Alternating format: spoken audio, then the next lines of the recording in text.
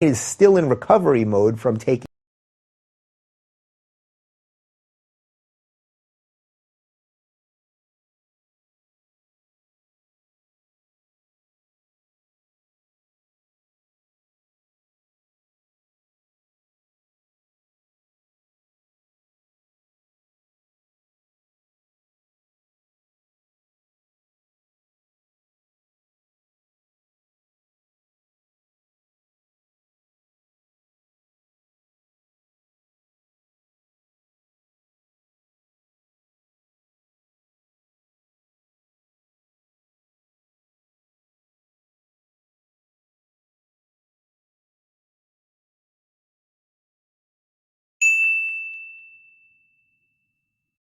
Get it popping. Thank you, President Trump. Now I'm going to buy some mother F bleep guns.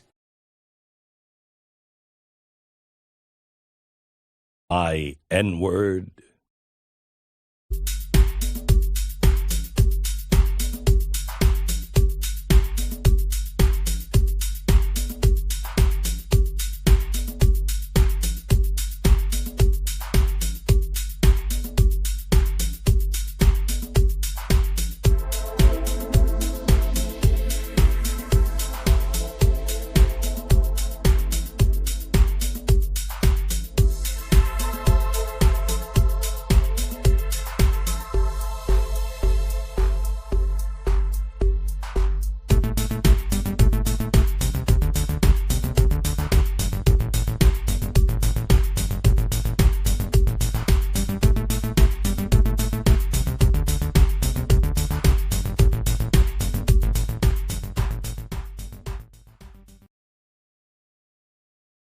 Do a news show, and that is what happened in the news.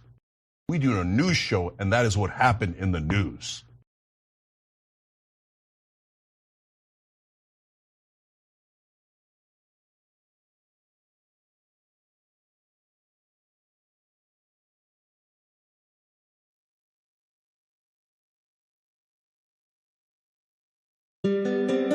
We do a news show, and that is what happened in the news.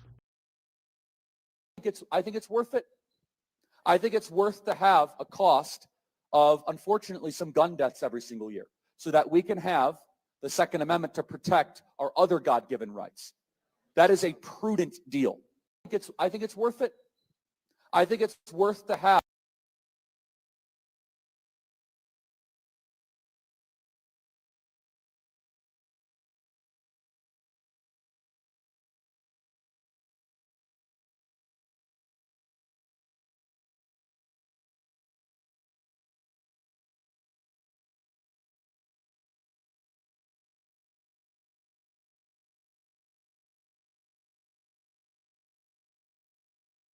We do a news show, and that is what happened in the news.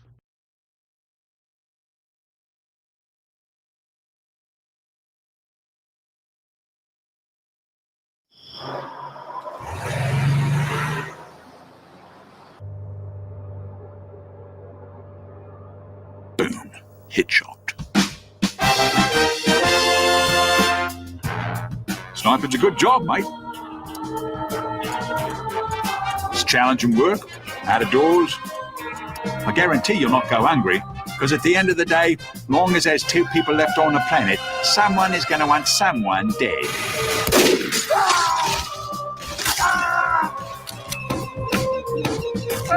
Oh. Yeah, no, I'm not a crazed gunman, Dad. I'm an assassin. What a difference being one has a job and the other's mental sickness. I'll be honest with you. My parents do not care for it. I think his mate saw me. Yes, he did.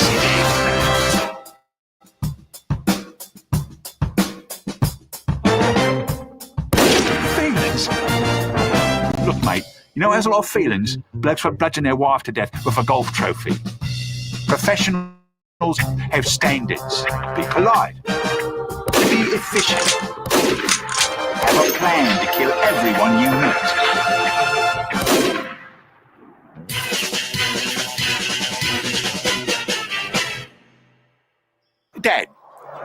Dad, put Yeah. Put them on a phone.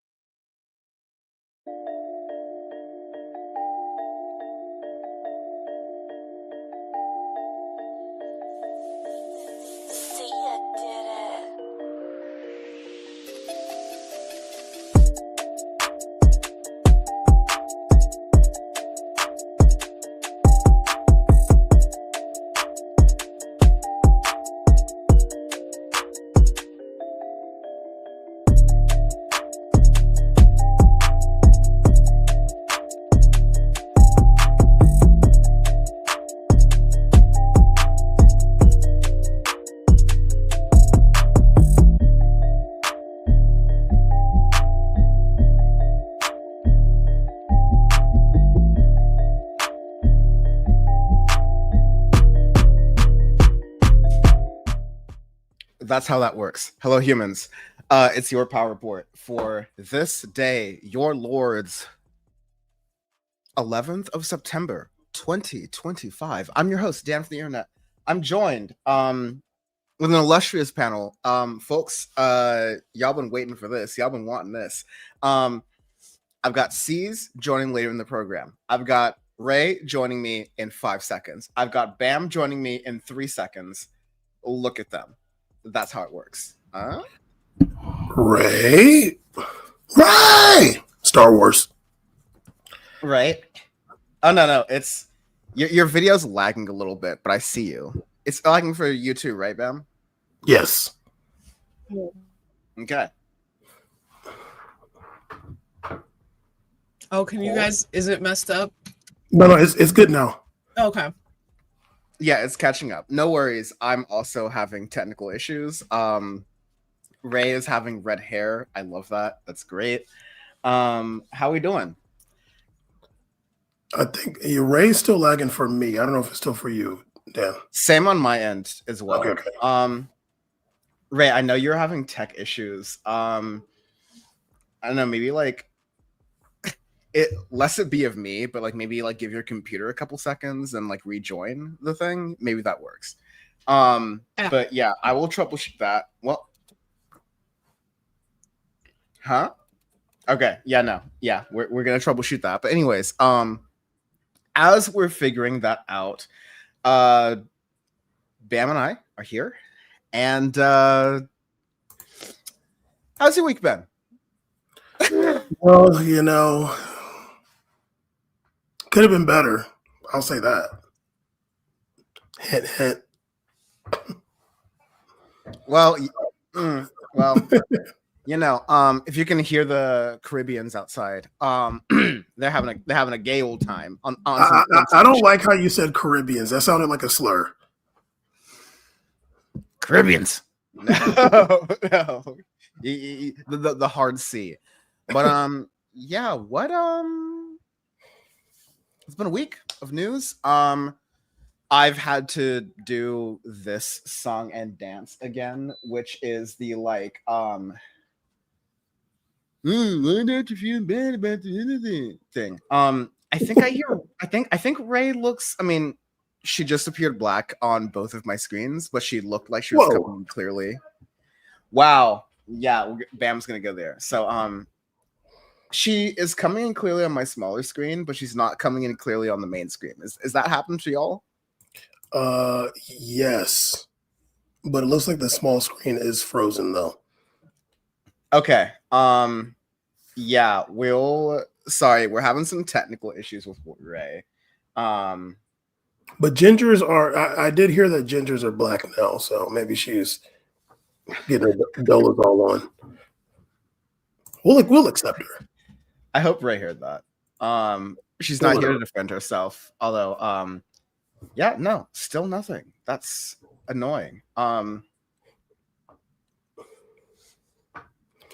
Well, in the meantime, I'll babble along.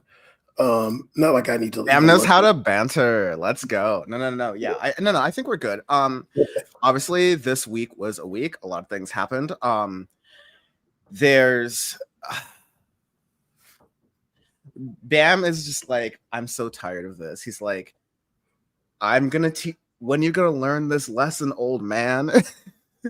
But I got into another fight with Cenk Uygur over politics and discourse, and well, I'm actually saying that to him. You should pour your beer in. Yeah, I'm actually saying that to him because, like, what is he doing at this point? Like, he's actually giving you what you want. like, why even like? He was just so. Like, he was just like that upset and sad and bothered that he just lashed out so much. I mean, we'll get into it. Set the scene, Dan. Set the scene. No. I kind of want to do a little bit of vamping while Ray is here. Also, I want to note this is a free speech zone. I'm gonna draw like a little square around this entire podcast here. Everything said within this special little square is all about free speech. This land was made for you and me and things of that nature. But Bam, go ahead and point to America on your map really quick. That'll help us out real quick. Yeah, there we go. That's one of the Americas. Okay, no, that was a bar you did with that little point right there. When I said point to America and you went straight there, that was kind of hard. But no, we are speaking at the time where this is the week. Power Report is kind of meant to it's meant to be kind of a historical tome. Years from now, decades from now, centuries of now, people, or maybe my curious niece and nephew, might be looking through these things and be like, hey, what happened? So yeah, this was the week that New Yorkers celebrated, as they always do, very solemnly, the anniversary of 9/11. Also, Charlie Kirk got shot in Utah, man. Smoking on that top 5 tonight. Smoking on your what's name tonight. Smoking on your soul's name tonight. Okay. I'm not gonna celebrate. Well, no. Yeah, I want to vamp a little bit for Ray to get here. Ray, of course, from Chicago, being from Chicago.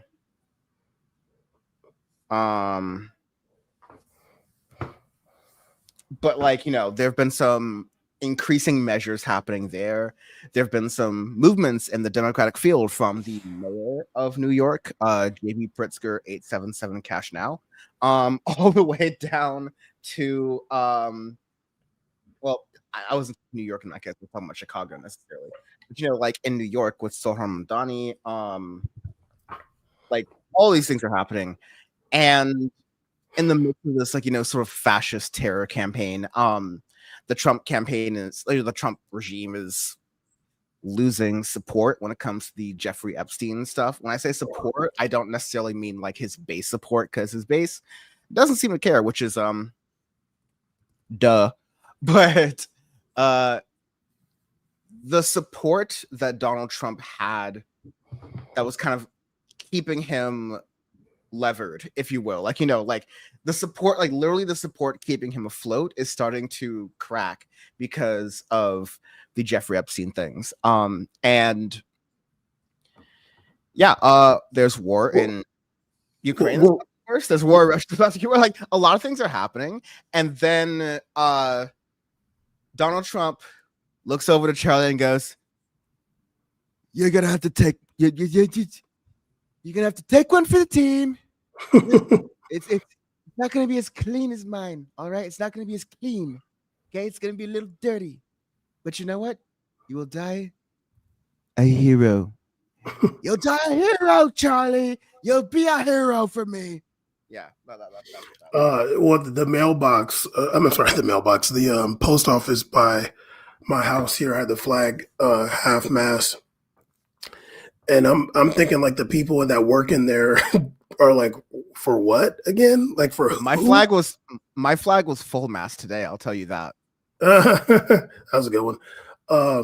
But you said that Trump's base is still like rocking with him, in spite of this Epstein stuff, and we'll see about that because, as I've said for a long time here on Power Report, when you court the conspiracy crowd, it's dangerous because you can never satisfy that crowd, and they're crazy. They will crash out.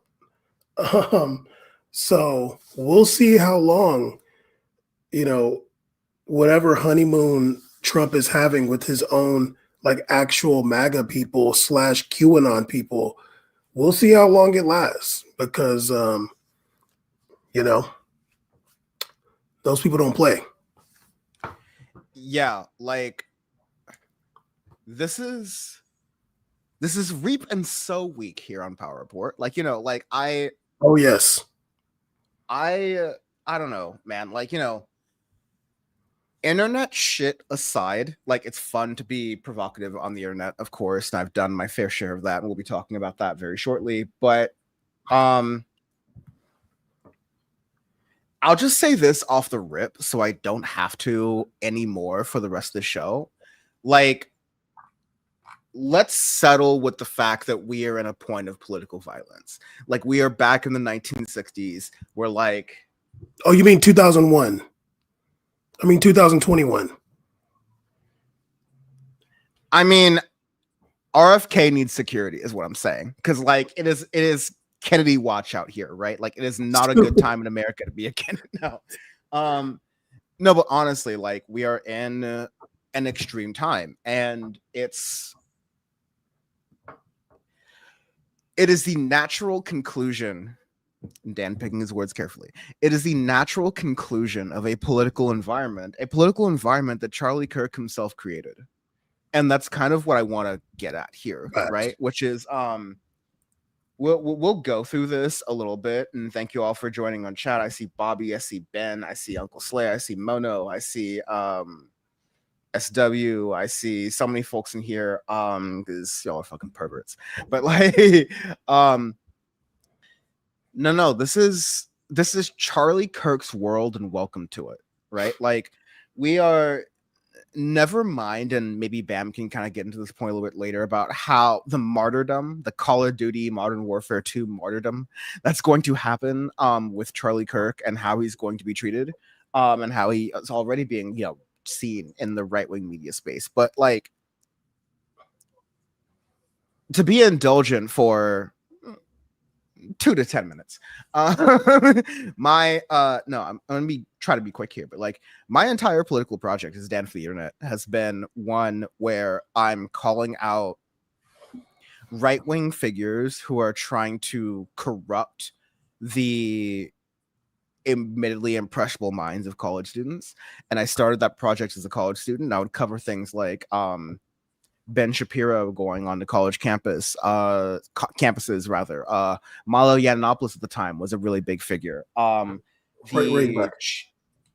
just noticed. I was just talking about like hi Ray, good to see you. I was just kind of talking about like my history with some of these things. We're talking about that thing. But yeah, long story short, like, I made my bones, and part of the reason, like, the first time I appeared on the TYT main show, even though I had interned there for a long time, was because I had shot a video at UC Berkeley making fun of these right-wingers who would try to come to college campuses and try to troll people and say, oh, you're not about free speech, you're just triggered, you're a loser, whatever. And then I just bothered to like bring a camera and ask one of the people a question about what they believed on immigration.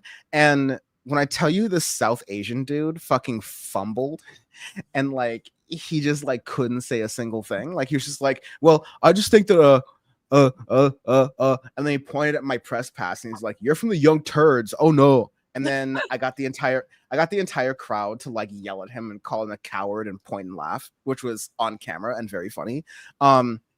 we can talk about the 2IT stuff later because that's less important. But like, you know, it was, let's just set the record straight that there was a specific political tactic that Charlie Kirk was one of the heads of to hijack college campuses. And I do mean the phrase hijack very specifically, because it's, you go in on the auspices of, oh, it's freedom of speech. Let's go to a public university. So, you know, they can't say that, they can't stop us because, you know, it's owned by the government. So therefore it's freedom of speech. It's a First Amendment right type thing. They'll go there. They'll say the most homophobic, transphobic, horrific things. Milo Yiannopoulos' bit was actually naming the names of people who were undocumented at the college campuses he was going to, which was horrible during the first Trump administration and would have been horrible just at any different time. But especially in the context of ICE and everything that's happening, it's just really terrible. These people were going onto college campuses. Most people on these college campuses hated them.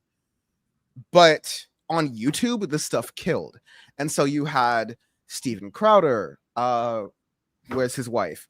You had Ben Shapiro, where's his wife? You had Charlie Kirk, where's his wife? And you had all these people kind of, you know, like, you had all these people who were kind of going out there and making a lot of money to like basically harass these college students and then in turn make viral videos out of them in which those audiences would then go to harass the people who were in those videos. And so I wasn't in those videos. I was just covering this stuff. But because I was covering this stuff and because I fucking had their toll-free number, they were sending me death threats. And so some of my first death threats, like imagine dating in college. And it's like, you know, dating in college is kind of dumb, you know, like dating Dan. That's a crazy, wild thing I don't wish on anyone. By the way, your boyfriend and also you might get death threats because of some shit that he didn't even do online. All right. It's no joke to say some of the darkest moments of my life have been because of Charlie Kirk and his audience. And so I set the table with that. I'm going to stop right there. Ray, we have not talked in a long time. You fucking dyed your hair and gotten a new internet service provider since then, apparently. Yeah. I got Vegeta behind me now, so you know things have really changed around here. Things are going well for you. I see. So yeah, no. I want to get so many of your thoughts on a lot of things, especially while we have you here. And I thank you so much for your time. Especially with like, you know, the situation in Chicago, which is a developing thing. But yeah, of course, it's that pack watch tonight. And you as a female, a prominent woman on the internet who has also caught in the ire of Charlie Kirk's fans and audience, like, I kind of want you to speak to this moment and like, you know, how you're feeling. I'll just put it there. I can definitely speak to the death threats aspect of it because I'm getting them right now. I deleted Twitter off my phone so that I wouldn't look at them. I'm laughing only because I'm numb and I know you're numb, but like let me just like be genuine for a moment and just say like I'm sorry you're experiencing that. I mean, it's all right. I knew that based on the things I was saying, I'm pushing buttons, you know. I said some pretty out of pocket stuff. I believe all of it and stand behind it.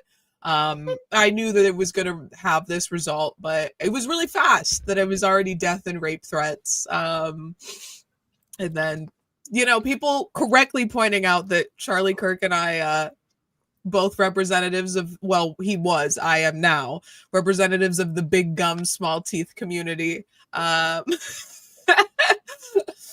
Ray, anyway. don't even do yourself like that. Like Bam knows my dating history, and that's you're fine. That's not your problem. Okay? They're called fiance gums because every woman with gums like that somehow has a fiance. Not me, but everybody else. But yeah, I mean, just to the point about how popular these videos were on YouTube, I remember like having friends pull up Ben Shapiro owns liberal at blah blah blah school, like people who I didn't consider to be conservative whatsoever, like show me those like pull them up when we're hanging out and be like, oh, this video is really funny, let's watch it. Where'd he go?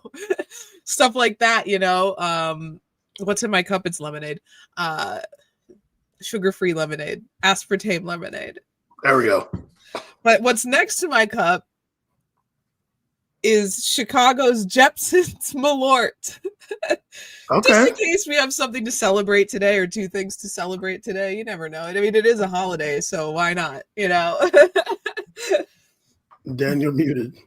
Sorry, I operate Power Report off of 2 computers currently, and so I got them confused. But I just want to say, let's go Malort. Let's run that Malort. But very funny enough, yes, I do have some libation next to me, but also the reason I went off camera was honestly to get water.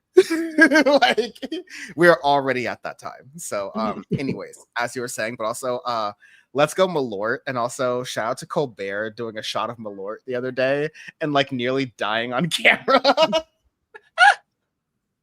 It's, you know what? If you're not used to it, if you don't know what to expect, I get it. I think if you're used to Yepson's Malort, you qualify for Obamacare. Like, you need to see a therapist, actually. Like, if you get used to that in your body and your body doesn't naturally revulse to that, like, listen, it's a Chicago thing. I love Chicago. It's my favorite place to party. I've told Ray about this, like, very recently even. But, like, if you are used to Malort, like, that is one of those things that on the hotline they know is a trigger word to be like, oh no, let's you know, let's dig deeper here. But anyways, I'm gonna get some water. Yeah, but I mean, I think that the thing that we need to talk about the most is the response, and I'd say the liberal response to Charlie Kirk being assassinated. I mean, that's the primary thing we need to talk about. Maybe secondary is the ick that I got from watching the video, which if you haven't seen it, don't look at it. It's grotesque. Did you see it? The video of him getting shot? Yeah. Oh, like 100 times. I was watching one that was it was him getting shot put on repeat from 3 different angles. Ooh. Link it. But I think that the liberal response has been so fucking ridiculous. I mean, I would recommend everyone delete Facebook. It's a horrible place to be, but like people on Facebook posting things like, oh, disagree with the person or disagree with the opinion, not the person. Nobody deserves this shit, which I don't support that opinion whatsoever. I think that if you spew fascist rhetoric, if you are a mouthpiece for not just right wing, but like Nazi ideology, what did we do to Nazis? I'm sorry. Like, I don't feel bad for him. My ideology, my opinions on gun control would have prevented this from happening. It's his exact position that gun deaths are a necessary evil to protect the Second Amendment that killed him. He practiced what he preached. He was the victim of gun violence. And like I just said, my ideology prevents that. His ideology perpetuates that. So, I mean, I'm sure that there'll be plenty of conservatives saying now is not the time to talk about gun control. But again, now is the perfect time to talk about gun control because it very ironically would have prevented his death. And very ironically, at the moment he died, what was he talking about? Preventing gun control, how school shootings are a necessary evil to protect the Second Amendment. Ultimately, he killed himself. He literally did.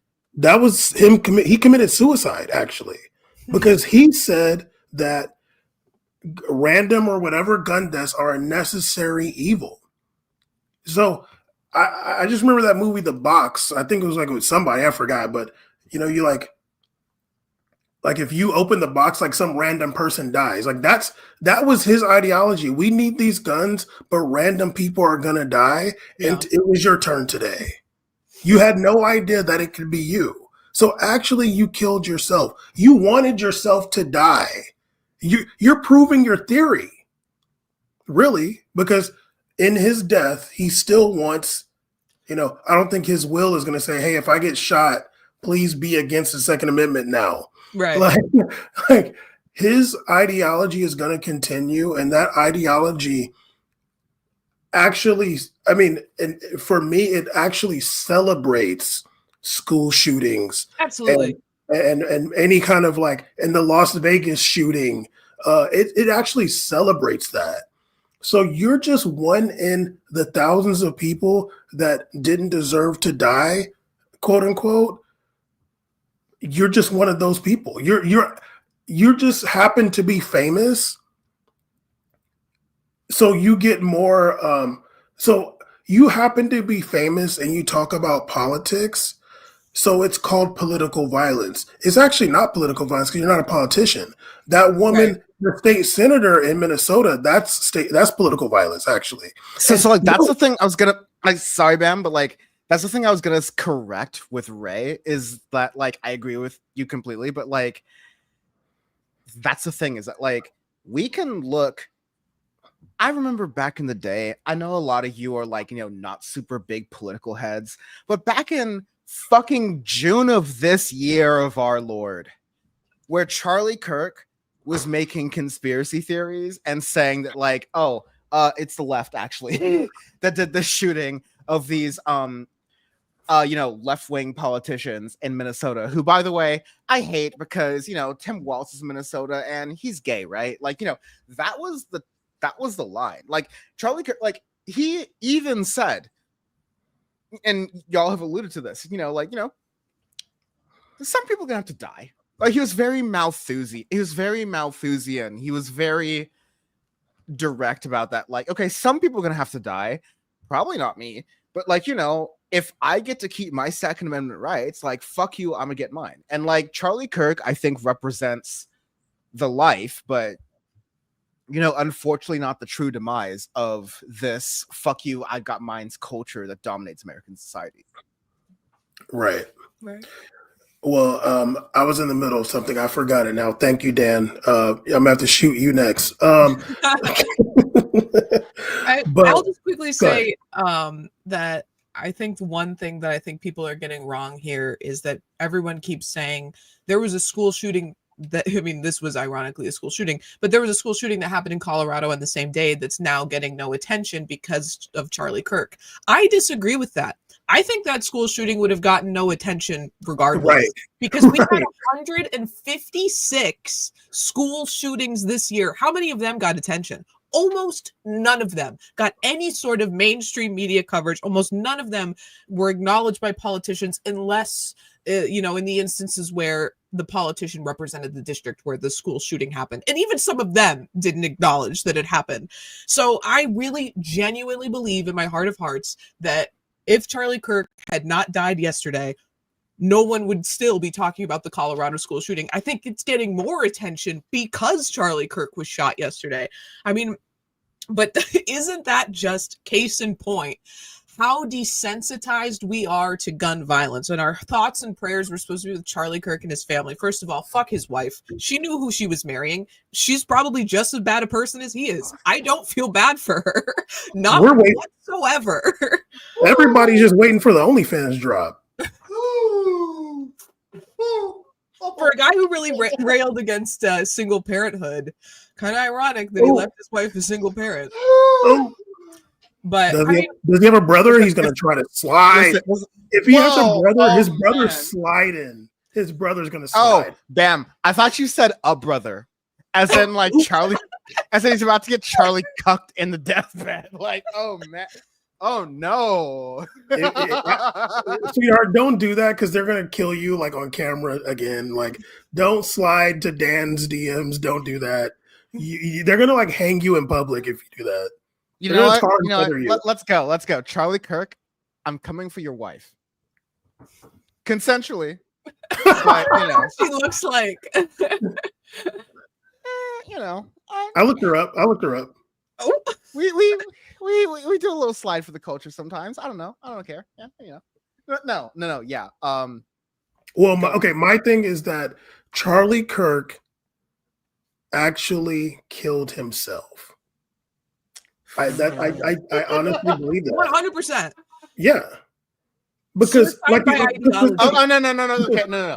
I see what you're saying, but Bam, you just pulled a Dan on me, and what you said a crazy thing that you are now convincing me that you're right of. So like, I see the vision.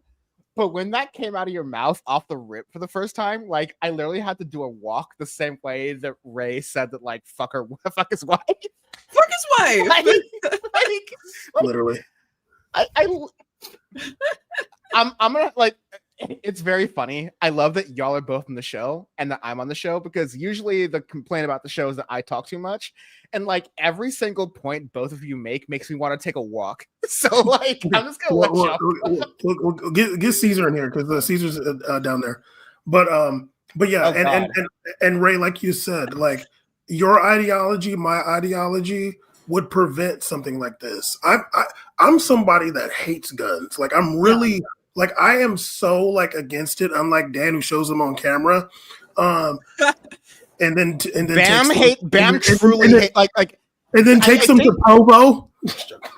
Okay. Whoa. Okay. Bam, I think like I am a very well-known pro-gun leftist, so like I think that's where our like differences lie. But like we know and that's fine because that's your right. But I'm just saying, like for me personally, like I hate that this little thing was made to kill people, and they're so prevalent. Utah has their laws, like you can buy a gun with no permit. All you got to be is 21. You can carry it concealed or unconcealed. Any gun you want, just show up. And you know, it could be worse sometimes, is what I'm saying. Yeah, when you have them, and literally that like that thing that Charlie Kirk, he loved that, he celebrated that to the point where he was okay with random people dying. Buddy, today you rolled snake eyes.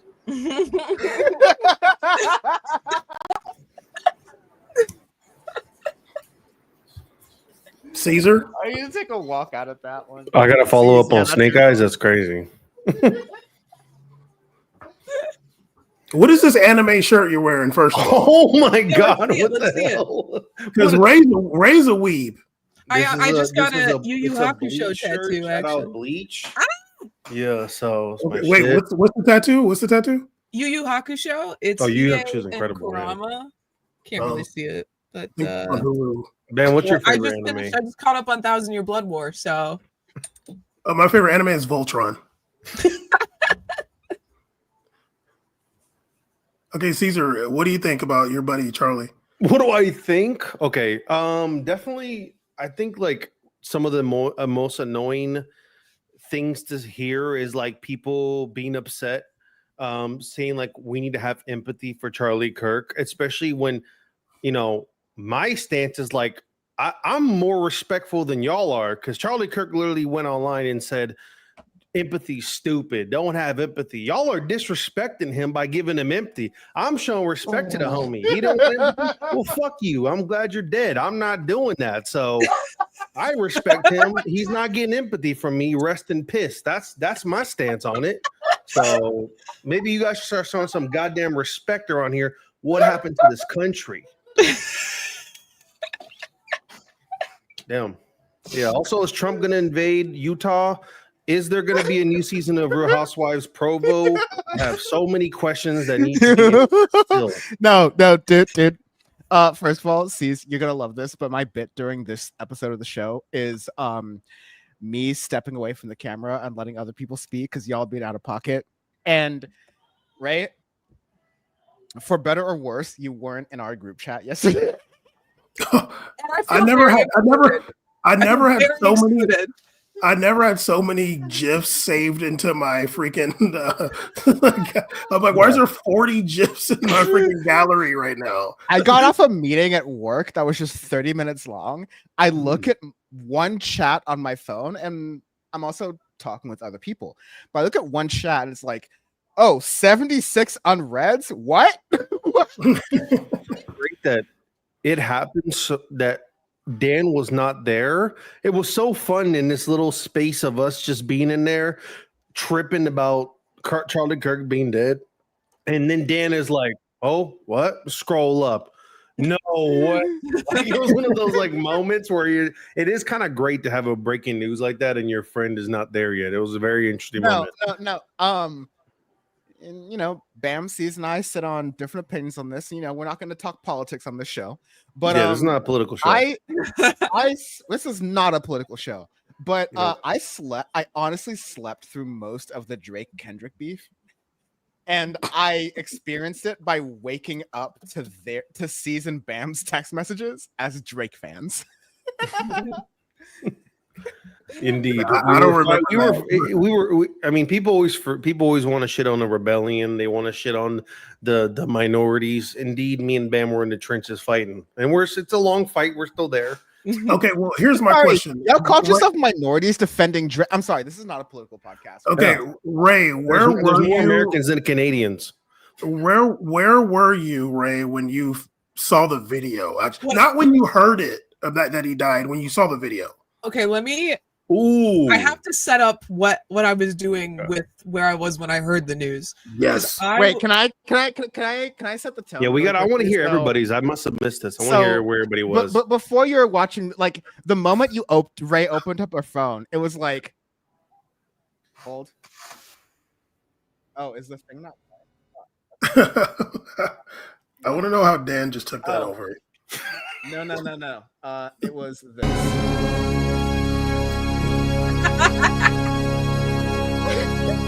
I love that sound so much. I can never be upset. So it's okay. Dan, It was go ahead. awesome.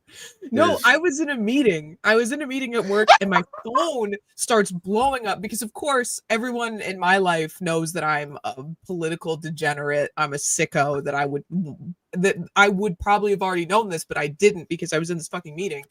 So I like go silent. I go nonverbal in the meeting because now I'm locked in. I've gotten like 20 texts from people that are like, Charlie Kirk got shot. Charlie Kirk got shot. So I'm like, and I learned very quickly there was a video. So I'm sitting at work in a meeting on my phone, and I find the video finally, and I click on it. And I could not hide that I was not paying attention to the meeting because once I've never seen blood leave a human at that velocity. It was so Someone opened the spout. That was crazy. Okay. So, Charlie Even though Squirt. That's crazy.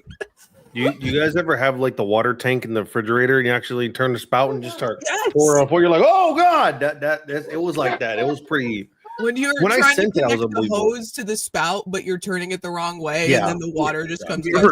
ever put a Mento in a Coca-Cola?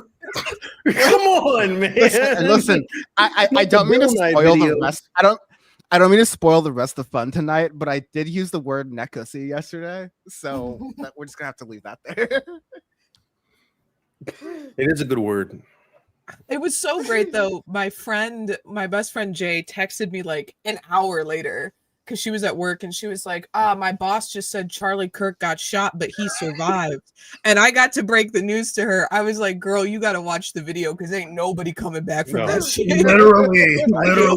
If he actually did get saved, I'd have been like, they got some of the greatest doctors in world history in Utah. They got to be using nano chips. I don't know what's happening. That's crazy. No, literally. DNA intelligence. When I saw that, I was like, there's no way, dude. Like, you lose that much blood instantly? Like, no, you're Dan done. was like, I've seen plenty of these videos in my lifetime. Plenty. Oh, yeah. I Right. know who's still talking about the video after. Well, I know the Survivor video. When ceez and Bam sent me the video, once again, I was like,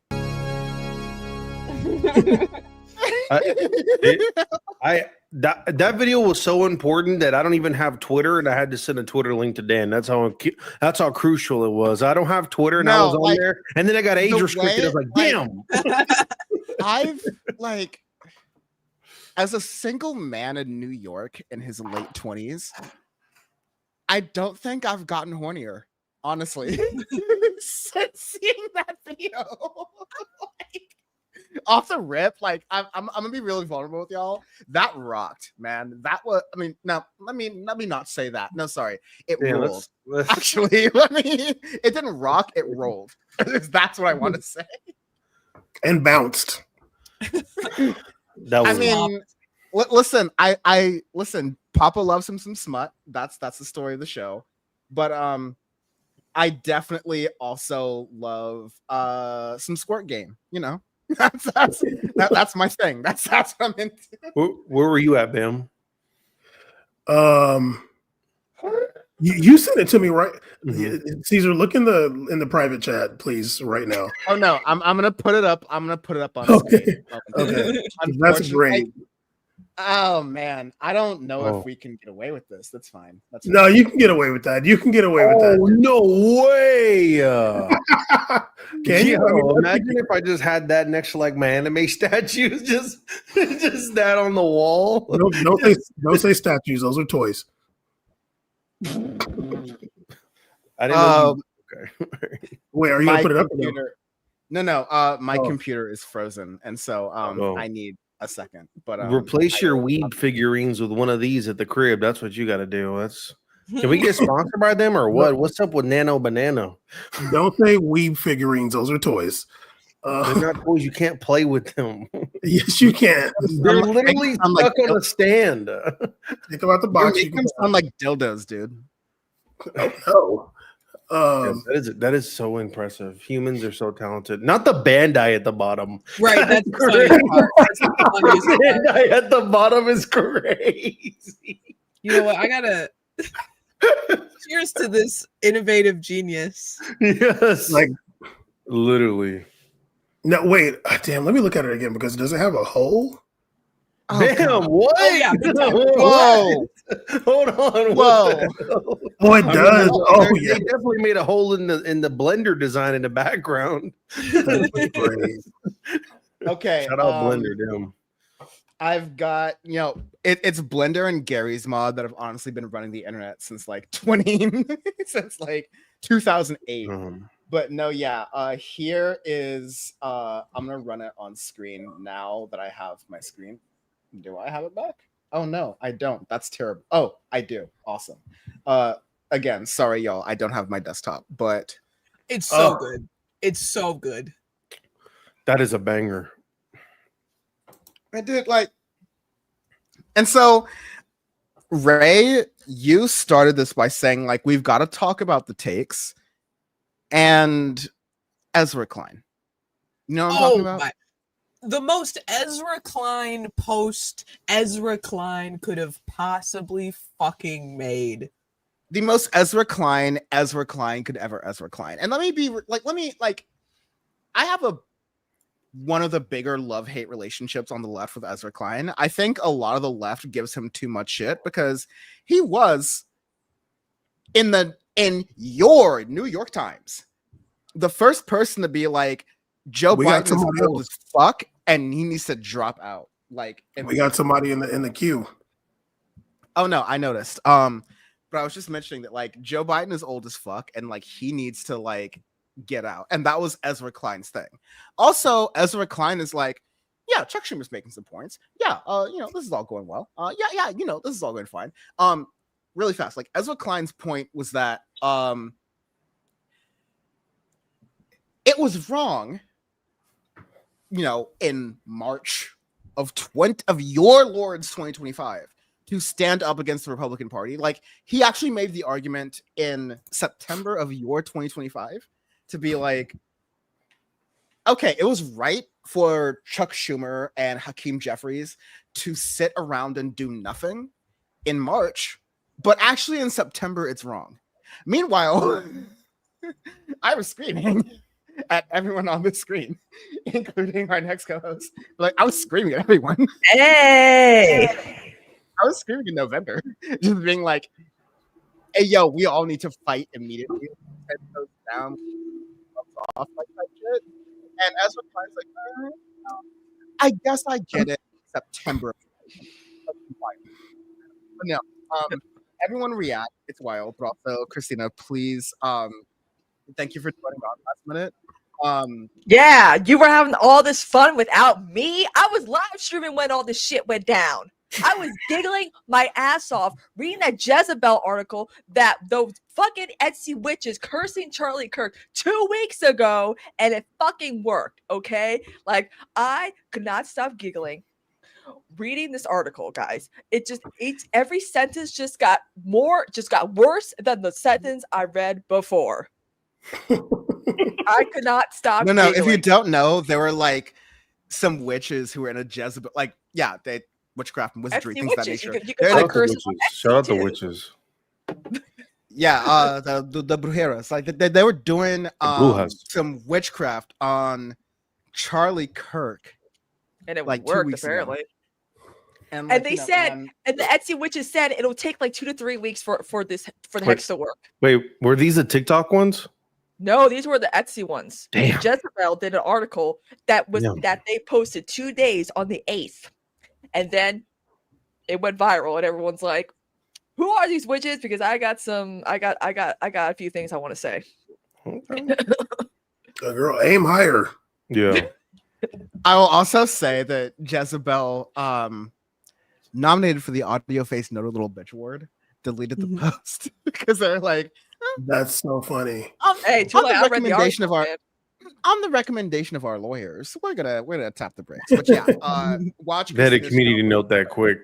I got to tell you guys something. You know, when we all thought it was going to happen to Trump, you know, when we thought he was dying, something happened to Rudy Giuliani. It's all right energy just hitting everyone else, and then, you know, ready for the top shelf stuff later. Because what is happening? Rudy got in a car accident, right? Yeah, he did. Over like I like- think he was visiting a sex worker or something, and they're trying to hide that fact about it. Probably. No. He Absolutely. found it in his heart to stop on the side of the road and help a woman who had already been crashed, and then a car crashed into him. So you see what had happened was. Didn't they say it was like domestic violence? He was like, Yep. Yeah. He was This beating friggin- Hunter, and then they got in an accident while he was doing it. Like Yeah. you're Rudy Giuliani, not Curtis Sliwa, dude. Like I would believe Right. that from Curtis Sliwa in his red beret, just being like The real Yeah, socialist candidate, by the way. low key. Zoran, if you're not wearing a red beret by November, I'm not voting for you for mayor. Exactly. Also, I can't vote in New York, so it doesn't matter. But anyways, I'm gonna stop talking. well, I was gonna. Are you going to commit voter fraud, Dan? Whoa. Dan, are you getting a ballot mailed to you and then mailed back over there and then forwarded over here and submitted over there? Caesar, that was spoken like a man of taste. I know you. Not that I know the system or anything. Oops. Continue. Well, I also wanted to. Right here, Trump. Right there. Right there. Down there, Trump. Right there. That one. I'm next. We're also seeing on the right. I mean, they're using this. I mean, it's like real Reichstag fired shit. Like Over a debate bro, by the way. Let's remind people what the type of person Charlie. He was just a debate bro who couldn't get into West Point, got a lot of coke money, and boom, that's it. No, thank you, Christina. But like my very last point is that, and I said this in a couple different group chats, and I'm sorry for how Dumb luck. dark this is, but like it honestly makes me hard every time I say this. So here goes. A normal person would have died telling his wife that he loved her more than anything else, and he was going to love her into eternity. A normal guy would have been at his bedside and been like, kids, I'm going to be with you for the rest of my life. I love you and I care about you. Charlie Kirk died doing race baiting. Like Doing what he loved. He died while he lived. He Honestly, died fucking real. up like FBI racial statistics. And his last words were the word that was the quote unquote gang violence. That's the last real man to as die a right retort to a conversation about mass shootings. Like, dude, Hell yeah. I love America. Like, Hell yeah. I'm proud to be America first, American. white second. Well, at least I know I'm free. Also, just a reminder, guys. You know they say 9/11, never forget. It took us 24 years to actually forget about 9/11. The New York Post had Charlie Kirk's thing on, and then like in the corner, never forget with the Twin Towers, and I'm over here like, That's Yep. great. we did it. We got here. We did it. It took us 24 years. Who's we? Who's we? Where were you yesterday? Yeah. Yeah, man. Continue on the thread. But yeah, no, you're seeing the right is just they're already assuming that this was somebody, some leftist, and they're painting it as the left is the party of murder, and I think that's what. But we Elon also Musk want to said. take away everyone's guns, Bam. Remember that.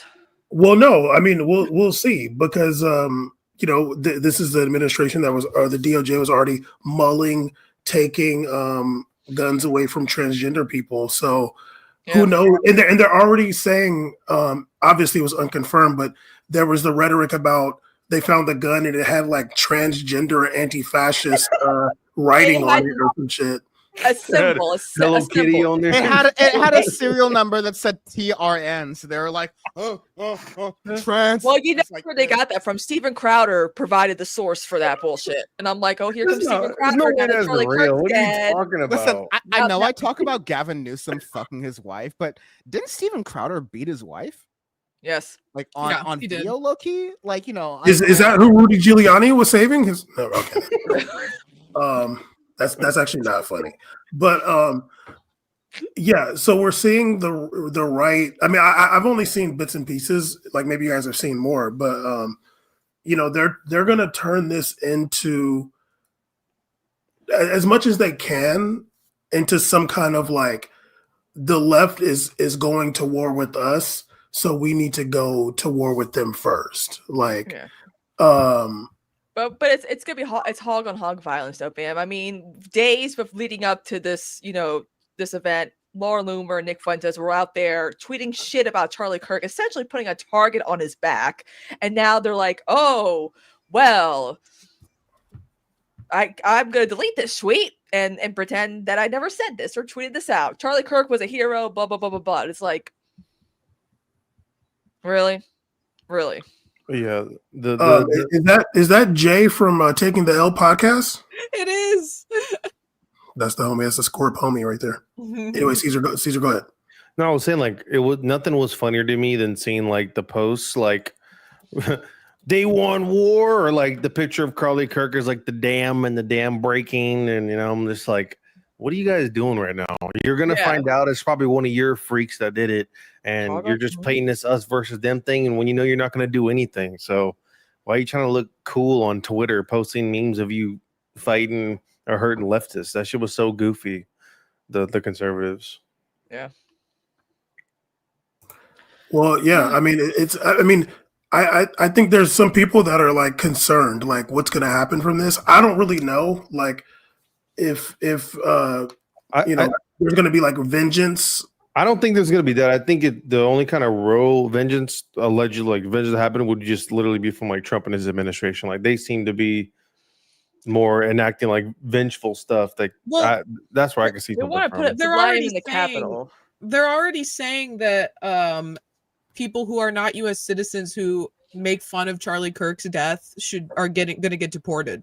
They're going to be what? Deportation. Yes. Damn. Well, that was a good run on Power Report. Two opinions can get you deported in America. If you're anti-Israel and you're anti-Charlie Kirk. Episode, please, Ice. Don't watch Free this speech episode. is back. Wait, backer than ever. Who did they say can get deported? Immigrants. Foreigners. Oh, foreigners. Okay. Who criticize Charlie Kirk or celebrate his death.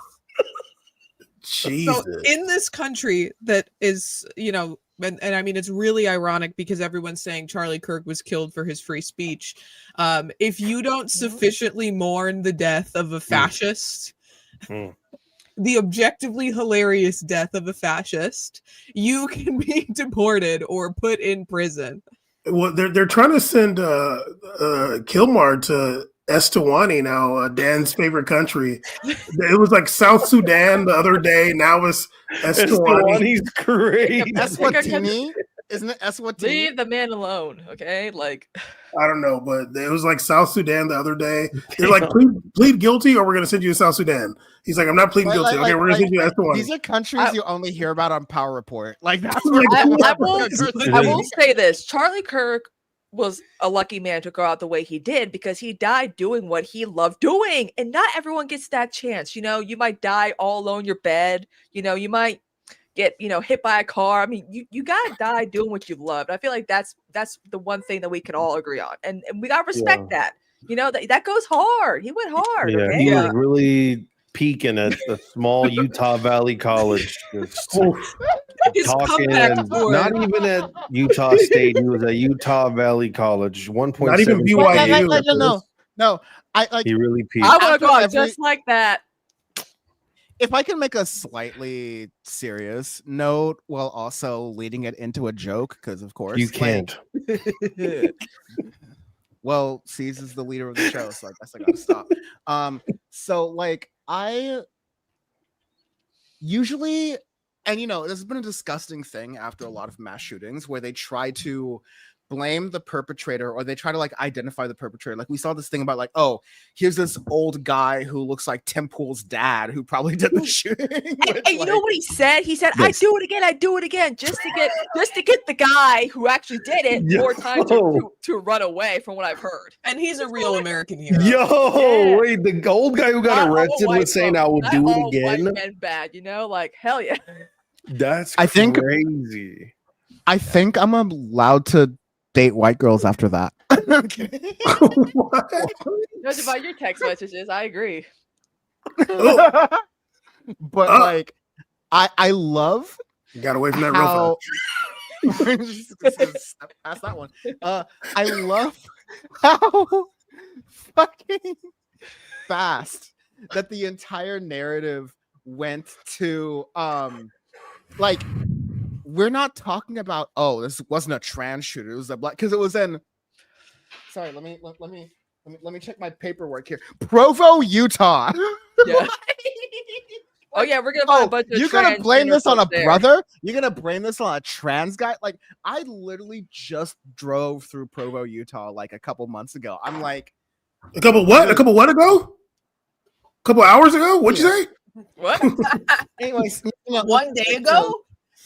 You can't connect the times and the days, and you know, anyways, but like, I'm like, oh, these are the white people that white people called the N-word. Like, I'm just like, oh, this is real. Like, y'all are Mormon poor, which is a special kind of poor. Like, honestly, like it's a, and I'm not trying to make light of it. Like, you know, I'm making a joke about it, but it's like, oh, these are the white people that rich white people look down on, but they can aim. Oh my God. I mean, no, like dead ass, like like, okay, when I saw the video initially, I thought the person was like right next to him. Yeah, because it was like so. Me too. I thought it was like he just pulled up on him while he was talking. Seeing the up close video, I'm like, oh my God. But, so that bullet looked kind of big though. Left, man. He left. But then when they were saying like, oh, they haven't found the person, I was like, wait, what? Because like the dude had to be like right there or something, right? Yeah, I'm like, shot. The hell?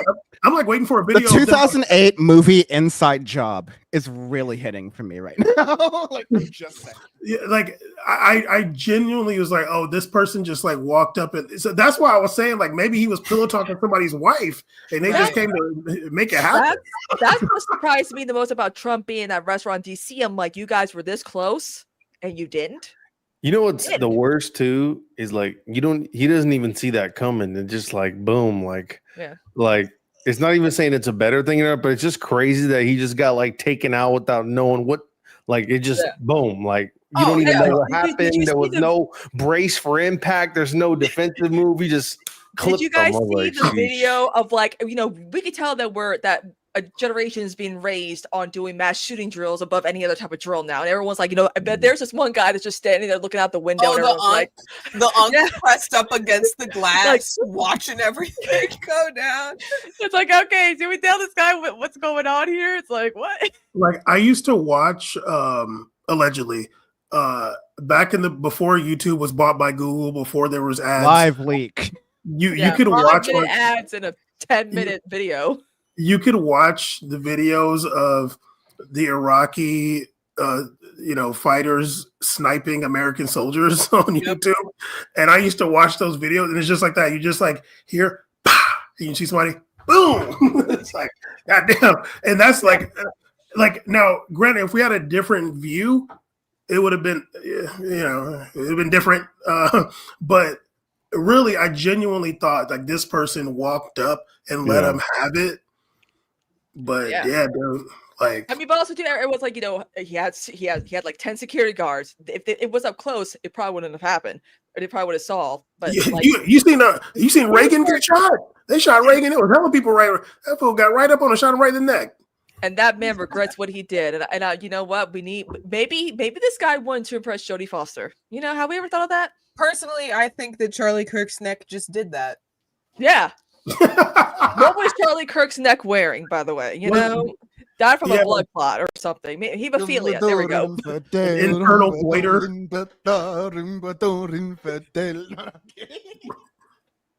It just exploded from the inside. Yeah. Oh man, I tell you, everyone's like, you know, what time now on Blue Sky? I'm like, no, man, Twitter, man. No matter what, when there's a major event happening, Twitter is and TikTok apparently TikTok. Oh my god. I saw the video on Instagram. But I'm saying God is always. Okay, let me just tell you, just like off the rip, Band's Instagram is crazy. But yeah, no, like okay, so I want to do get back to the reactions of people like Ray, like what, like of course there's the right wingers who are like, you know, what about people? I mean, I'm up to opinions on this, and Ray, I want you to kind of answer this, especially being in Chicago on the ground with a lot of really relevant elections going on right now. But like, I'm up to opinions. Like, if you are someone who is like on the bottom of the totem pole, from like a Zohran Mamdani to the top of the totem pole to say like a Bernie Sanders, like if you're running to be elected to you're like a senior elected, like run the script, dude. Like thoughts and prayers, just, you know, duck your head. I'll see you another day. But I think a lot of people do understand that.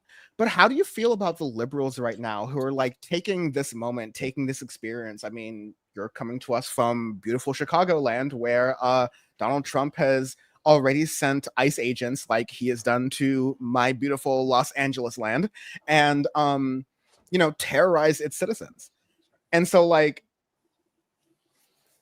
how are we supposed to feel about someone who like quite literally brought that to pass, like through Charlie Kirk, through Turning Point USA? Like he played no small part, no massive part, but also no small part in the reality that we are currently living in, everything we currently cover on the show.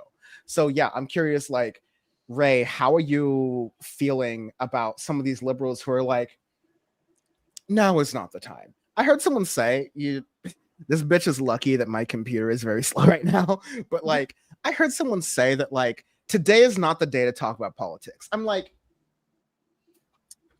and that wasn't a joke? You're talking about Charlie Kirk? And today's not the day to talk about politics? Did Martin Luther King just get shot? Or did Charlie Kirk just get shot? Dan. Yes. They're even liberals are like, you know, he was like I'm like, he was not like a right-wing equivalent. There's no right-wing equivalent to Martin Luther King or Malcolm X or any known civil rights leader throughout history. Like, come on. They were like, I'm like, and that's why a lot of people are mad when you show the stuff he said in the past. I'm like, I'm not the bad guy here. I'm just saying what he said. You really want to, you know what, like give this guy a break and remember him fondly and think he did good things. No, he did not. It's okay to say that. Ray. Yeah, I mean, I think that we talked about this a little bit when it was just me and Bam on because Dan had to walk away for whatever reason. But I mean, the whole. Well, first of all, I'll say if you are undocumented or your immigration status is in limbo, please be careful about what you post online because they're already threatening to come after those groups of people first. And like, they have already been arguing that those groups of people do not have First Amendment protections, which is completely bullshit. So just, say them out loud. Say them to your friends, but don't post them online under your real name. Just no Fed posting. Signals. No Fed posting. Yeah, time to get the anime profile picture out. Posting. Right. The Luffy, the Sasuke profile pic. Yeah, get the One Piece out, and you're good. Yeah. This is white people privilege. LinkedIn. Like only white people get to like have fun right now. No. I'm so glad, especially after Jank quote tweeted me. Like, I'm so glad I deleted my LinkedIn. Yeah, I never. But I mean, just to the larger point, what I keep saying between celebrations and taking shots at the bar, and what I've been saying the last day is that these same people would say that we should kill Nazis, right? Most people would agree with that. We should kill Nazis. And so what I would say to them is, where do you draw the line? Because would you not include in your killing Nazis group of people the propagandists for the Nazi party? Maybe they didn't actually kill anybody themselves, but they went on the radio and fomented hatred for Jewish people and minority groups and Romani people, or they published newspaper articles supporting Hitler and praising the Aryan race and demonizing Jewish people. Would you not include them in kill all Nazis? Because I sure as fuck would. And how is that different than what Charlie Kirk's job was as a propagandist, as a mouthpiece for fascism, you know, as the poster boy? I mean, it's not technically the founder. He was just a useful idiot for the billionaires who wanted to push Turning Point USA into college campuses across this country. They just found in him something that they thought was special, so they propped him up to be the founder, but he wasn't actually. It doesn't matter. I'm getting too into the weeds on that. But I mean, how is his job different than those people's jobs in Nazi Germany? I mean, he's manufacturing consent for all of the horrific right-wing agendas. I mean, espousing horrifically racist ideologies, you know, pushing the Great Replacement theory, endless misogyny, homophobia, transphobia. So no, I don't, just, you know, to sort of speak to these ridiculous liberals, I don't give a shit that he died. I'm happy that he died. I genuinely, you could not in any universe make me feel sad about the fact that, as Bam put it, this guy killed himself. He killed himself with his own ideology. I mean, such a bar. I know.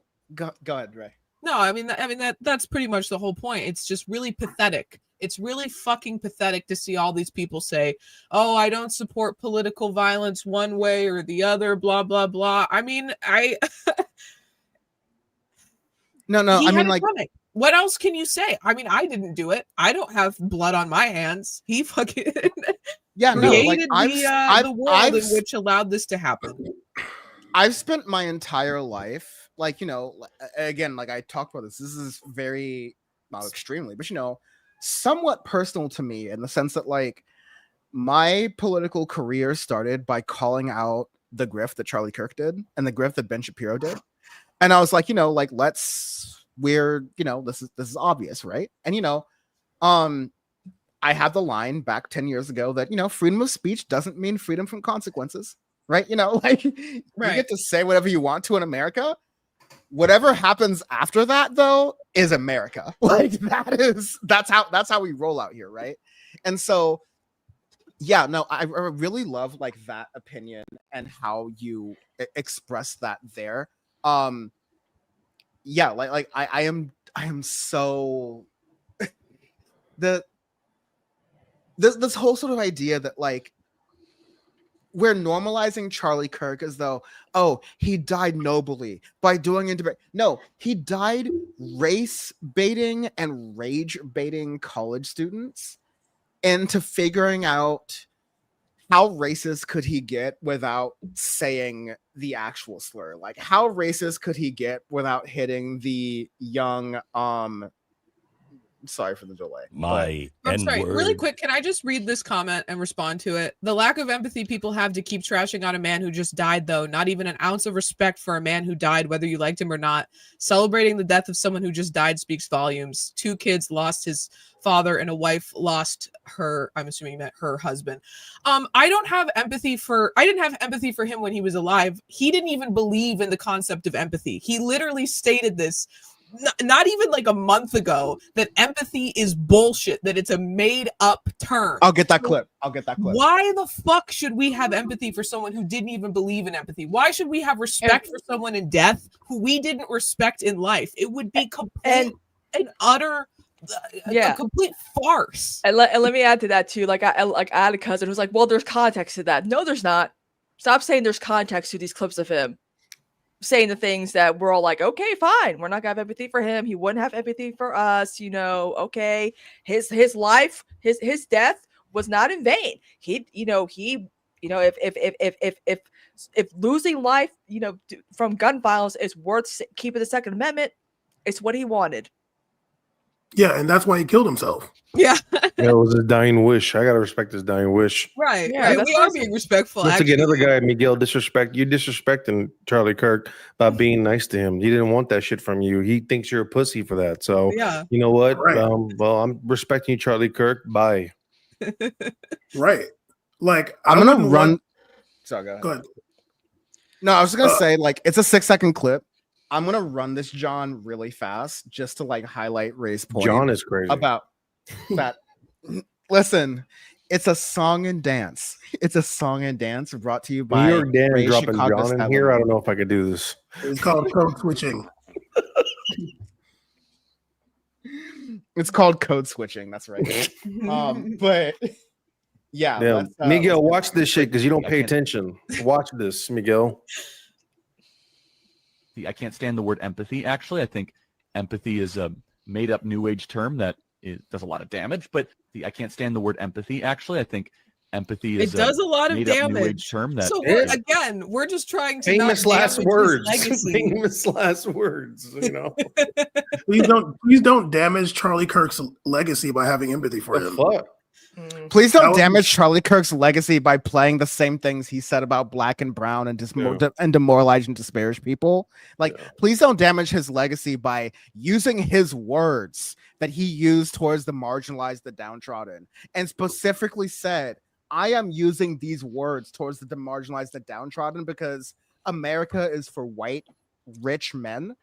Like, literally, like, sorry, the thing I was going to say, that was like an off-bit joke, but like, I was like half convinced that the shooter was a Swiftie because once Taylor, I thought that. because, I thought that for a because- second too. because once Charlie Kirk said, Taylor Swift's really about that life, she should have done, congratulations for being engaged to Travis Kelce, but if you're really about that life, you should take his last name. You should really, Submit submit to your husband. to your husband. And I'm like, Produce that heirs. that snaps someone. Like Yeah. that one snaps someone, and like it's more likely that this is a Kansas City Chiefs fan or like a Taylor Swiftie than it is someone with any coherent political ideology. Like, let me just be real. Okay, well, there's another culprit potentially. Ooh. And I don't think we need to No. respond to Miguel anymore, but there's another culprit who may have sent the young shooter at Mr. Kirk. I don't know if you guys saw, but in July, what is this, 13th? Laura Loomer had a real long tweet. And Yeah, let me just yeah. read a little bit of it. Target is back. Oh no. She said, is she her pronouns? I'm not 100% sure. I don't ever want to hear Charlie Kirk claim he is pro-Trump ever again. After this weekend, I say he has revealed himself as a political opportunist, and I've had a front row seat to witness the mental gymnastics these last 10 years. Lately, Charlie has decided to behave like a charlatan, claiming to be pro-Trump one day while he stabs Trump in the back the next. Oh, it's a long-ass tweet. I'm not going to read the whole thing. But, maybe because Laura Loomer's got a lot of power in that administration adjacent. She Trump sucked definitely him sees off, something- so that yeah, gives you she- a really good position in the admin. The OG Mar-a-Lago face, by the way. Yes, the now- doggy position in the Trump administration, if you know what I mean. Now, I'm not going to do it. I'm not going to say anything. No, you're not. Say Stop. it. We're No, already gonna don't get say into it. it. Don't Oh, say it. anyway. Let her rip. Let her rip, So- man. Let's go. No, because I'm You not don't even. know her, like, you don't know I their just want- pronouns yet. So I don't just say want everybody to understand that I'm really not trying to be like that. it. Damn. I just want you guys to understand that. Like, please know that I'm not trying to be like that. I genuinely was like, wait, ain't she trans though? Like, am I the only one? No, like I'm not even trying to be like that because I was like, they got like a trans right wing person like that's like out there. That's You're Blair mixing White. her with Blair White. Yeah, That's Blair White. that's Blair White. Who Okay, moved back to there's California from living in Florida because of the driver's license thing when it comes to trade. She's not even saying why. She's like, she said Blair and White saying everything, but like the actual reason for why she has to move back to California. It's hilarious. Well, I'm not even trying to be like that, but I just was really thought that. I think I asked Caesar or Dan, like, wait, like she's not. Oh no, keep me out of this. I'm out. I'm out. And Dan was like, no, I'm joking. No, you can't do that. Okay, but I'm not even trying to be like that. But Laura Loomer's a suspect. She might have little dirked the situation. She might have sent the shooters Young across Thug the did. country. She might It have could have dirked it. been also Madonna. We haven't brought up Madonna yet, and Charlie Kirk came after her and her age many times. He said, you know, at 62 years old, she shouldn't be doing this. Ironically, Charlie Kirk didn't even make it halfway there. So, Wow. Ooh, Every little Yeah. thing that you say I do, I'm fed up. I'm fed up with you. As she said. don't come for Madonna. Don't do that. Don't do that. Wait, but what I'm about gonna her watch plus? the I mean, biopic. I will say this: Madonna needs to stop getting all that shit done to her face because she no longer. Oh, look, Kitty. She no longer looks like Madonna. At least Cher still looks like Cher. You know, It's okay, dude. You got a Madonna did 27-year-old her man that thing. was working. And- She got a and- young man. Madonna did her thing. She's an icon, and she's raising black kids. You Yeah. know what's In funny Portugal. though? Yes. You know what the funniest thing about like most of is everyone's like, oh my god, he was 31. I thought he was in his 40s, and I'm like, I'm 3 days older than him. Yeah, I'm 3 days older than Charlie Kirk. yeah, that was a rough 31. No, dude. How like, embarrassing is that? Like your whole thing is you just go to college campuses and like talk to. Is it not even worth it to like- die over that? That's so again, like I'm saying this because I get aroused every single time I say it. But He's his bricked up right last- now. His last, and it's not even because of Christina. It's my last word. His last words Gang were violence. not to his son or his daughter or his wife. His last words were race bait. Yeah. Like he died race baiting. And I'm like, you know what? No. And you know what? Like, listen, I love that the shooter had like I put this like, you know, whatever happens to me in this regime, put this on my plaque when I die. I love a shooter with iambic pentameter. Oh yeah. Because the way he let it off the rip while Charlie Kirk was talking about mass gun violence. Yeah. Is Yeah, Also, Excellent comedic timing. also Excellent too, comedic I'm excited for the next Jubilee panel where it's like a bunch of Charlie Kirk haters and a bunch of Charlie Kirk lovers debate about whether or not his death was a good thing. 20 mass shooters versus one idiot. I mean, because there's that one girl, I forgot. Oh god, I forgot what her name was. But I've done a stream with her before. She's great. You know, the one I that could fix her. was like, yeah, but like that one girl was like, oh, creepy smile. Everyone's making TikTok edits of her, and everyone's like, how is she doing right now? I'm like, I bet she's doing fine. Okay, my girl's doing okay. Like speaking of Jubilee, didn't Charlie Kirk call Mehdi Hassan something like mad racist kind of recently? He said he Like, should be he's like, oh, deported. Yeah. Yes, Charlie Kirk was like Mehdi Hassan should be deported, and guess what? Like God deported him. right? Deported straight to hell. Or Eswatini, we're not sure yet. The things that Ray and I were saying. Charlie Kirk's ideology. I hate y'all so much. So the thing that Ray and I were saying, Charlie Kirk's ideology, you know, it trickled down economics to random bozos on an interview who are like, deport Mehdi Hassan, deport Mehdi Hassan. Like, and it's just like, this is like, I don't. And they wonder get- why we don't. like, This is why we're not empathetic towards them. Yeah. Like, to everyone on the left, you know, the Ezra Kleins, the Cenk Uyghurs, I don't even know if it's worth my time to touch that, but I'm not going to touch that even right now. All right. But like, to all the people who are concerned trolling and saying this is not how it is, dude, like, sorry, my last tangent on a tangent. This is Gavin Newsom. Gavin Newsom, who fucked his best friend's wife. Gavin Newsom, governor of California. He did a podcast. Episode 1 was Charlie Kirk. And he was like, My son's Oh a big yeah, fan. this is gonna be great. Charlie Kirk is gonna love me. It's gonna be, I'm gonna be able to reach across the aisle and reach both. My Charlie Kirk is a little bit of an RFK Jr. Sorry, my Gavin Newsom is a little bit of an RFK Jr. But anyways, Gavin was like, "Oh, I love having you on my podcast. My son's a big fan of you," and it's like, "Oh, he wish he could have come today because he's such a big fan." And Charlie Kirk was like, "Oh, really? You kept kids out of California of schools because of COVID, but you won't let your son come for one day to see me, his favorite person, whose neck doesn't work anymore." Dude, when I say this is Gavin Newsom, I'm not just quoting the name of his podcast. I'm like, you hitched your boat to not only a dead bitch, but also a dead bitch who didn't like you. Yeah. A dead bitch who is willing to jujitsu flip you over a table in person on camera to be like, hey, I'm your friend. It's like, hey, I'm actually your enemy. And you know what? Yeah. In defense of Charlie Kirk, right? More liberals need to treat Republicans like that. If Zoran Mamdani went on camera and was like, hey, Joe Scarborough, why do you defend Elisa Slotkin, who has such and such anti-Semitic positions? Or why do you defend this or that politician? Why was your, granddaddy, fucking Pat Buchanan, one of the most anti-Semitic politicians of our modern day? Zoran's not allowed to do that kind of smoke because he's a brown man trying to get through.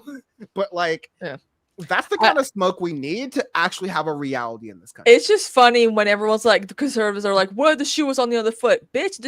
The shoe on your foot has been worn for since Obama's been in office. You guys, many thank you, Christina. But how many shooters have referenced these right wing, political figures? It's always Charlie Kirk in their manifestos, and they don't take responsibility for it, or the fact that when Democrats or liberals or whatever get shot by a right winger, they're all like, yeah, they're celebrating. They're making jokes. Mike Lee, for instance. Come on now. You want us to have... These people literally did January 6th, dude. Yeah. That is the most political violence that we've seen. Granted, just that lady died and a cop or two, but they were literally trying to kill the politicians. They built a gallows. They were talking about hanging the vice president. Yeah. They literally were going to kill them. If they found Nancy, the guy tried to go kill Nancy Pelosi and then beat up her husband. And then they were making Halloween costume jokes about it. They tried to say that it was just gay lovers. People, they killed. Not only do they still joke about the Paul Pelosi thing, but in Minnesota, Kirk did. In Minnesota, they just were like, "Oh, it's fucking Tim Walz and the trans." That's how it was. Dude, my response to the Ezra Kleins and the Cenk Uygurs of the world who are like, "We can't stoop down this low," is we'll go lower. It's so it's so revealing that you think that we are stooping low. It's so revealing that you think the left is stooping down, and that you don't think that the right has already been lower this entire time. And that when trans people, when brown people, when black people, when Palestinians, when we all yell at the New York Times and we're like, this is a problem, to think that, oh, no, we're on the high ground and we're correct. But killing someone who rage baited on college campuses and I've talked about this a lot on the show before, maybe even this one, but I'm so numb to it. I don't care. You do this in this industry for a while, it's fine. But my first round of death threats, and the first round definitely gets you because you're not used to that shit. Yeah. And shit that was sent to my parents, my girlfriend at the time in college, all that different shit was directly because of Charlie Kirk. Yeah. All right. So I love Ray's take that Charlie Kirk deleted himself because Charlie Kirk created the conditions. I mean, we're not getting on time with the video anyways. Fuck it. But, we created Charlie Kirk created the conditions for not just his own political removal, but the political removal of everyone he criticized or called out, most of whom were underneath him in a class status, in a political status, and in a social status. So like that is the level playing ground we're doing here. This whole sort of weird thing where it's like, oh, he died just doing free speech. It's like, no, like, God, like I burned myself out in the mid 20-teens trying to explain the difference between innocuous free speech and rage baiting, and like even TYT didn't get it. So like I'm done. Like, you know, I'm done, honestly. It's I just hate it because it's like, you know, some people are like, you make it have to be more. I'm like, listen, people are gonna forget who Charlie Kirk is. You know why? Because they're always grooming the next right wing influencing now, because the Republican Party have a formula. They have what they need. Democrats don't, because they don't want to disclose whether or not these people are getting paid or not. And so people are going to forget about Charlie Kirk. People are going to forget. Like, there was nothing really special about him. I mean, look at Ben Shapiro. He's fallen off. Steven Crowder has fallen off. A lot of these dudes, Tucker Carlson, they've all fallen off. They're still around, but they don't have as much, you know. Charlie Kirk fell off in a very permanent way, though. He fell off. In the end of the day, listen. I will, in defense of Charlie Kirk, once again, at the end of the day, he finally leaned left. Actually, Trump's looking like he's leaning left. Did you see the photos of him? Yeah, from the... Trump looking bad. That's stroke, man. They didn't put the tape on him. They didn't put that tape on him. The AI video. If you look at the video from the Charlie Kirk announcement, it's like AI'd as hell, like edited like hell. And he got the droopy lip. He got the droopy lip now. He got the fucking. He got I like the 9/11 thing. Like his whole face is like, and I'm like, so Ray sent a video. Ray sent a video. No. Yeah. Ray sent a video in chat that I can't play, unfortunately.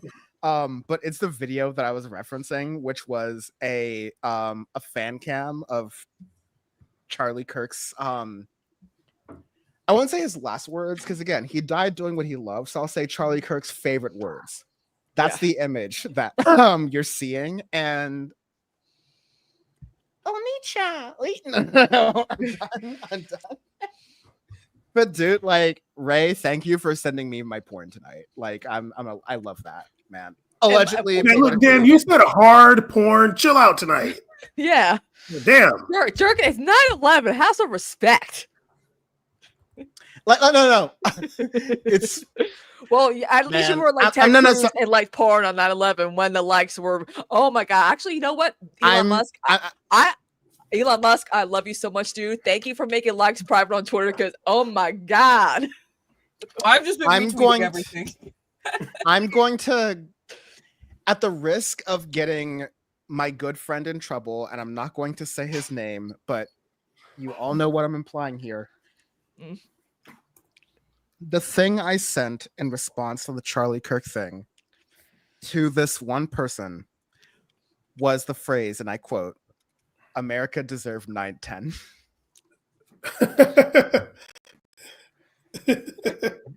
You know what? That wasn't a good idea. That people forgot about that now. You know, I'm like, oh. No, because not saying that these people are the same, but Andrew Cuomo just like did a campaign event with Hassan Piker in his old school stream back when I was producing with him. Yeah. And it just had a photo of him like in a tank top. And like it said title card. It said America deserved 9/11 underneath. I can't believe that's his actual real name. Did y'all know that? What is? Hassan America deserved 9/11 Piker. That's his actual name. Like, so again, somewhat infamously, my biggest and most public fight with Hassan Piker was because I got death threats because he said that, and I was a producer on his show, and we both ended up on Fox News because of that. Yeah, I remember that. And I just like trying to cover my face. I'm like, oh god. But he's like, yeah. I mean, I remember that whole debacle. That was hilarious. I was like, oh, Jesus Christ. I'm like, one day we'll forget 9/11, and we did today. So. Can I I'm tapping the brakes on myself right I, now. I But, just saw I saw the Trump picture. That is giving Weekend at Bernie's. Like, what's going on? Yes. They had Which the one? tape. You could get that cosmetic tape to like tape your face back, and it's like they didn't do it for him. This Yeah, is he- crazy, He dude. looked crazy. He was like, and then he Hey, was like drop it sitting in, at his chair drop it- looking okay, like here we crazy. go. This is like when you're off the freaking like like is he off the freaking perks and shit? Like his jaw's moving. Like is he on meth? Like this fool's jaw's moving. Show the video of him sitting next to Melania. It looked crazy. Like he's Oh, like Mark- looking at his hands and stuff. I'm like, is he okay? Oh, no. No, not that one. No.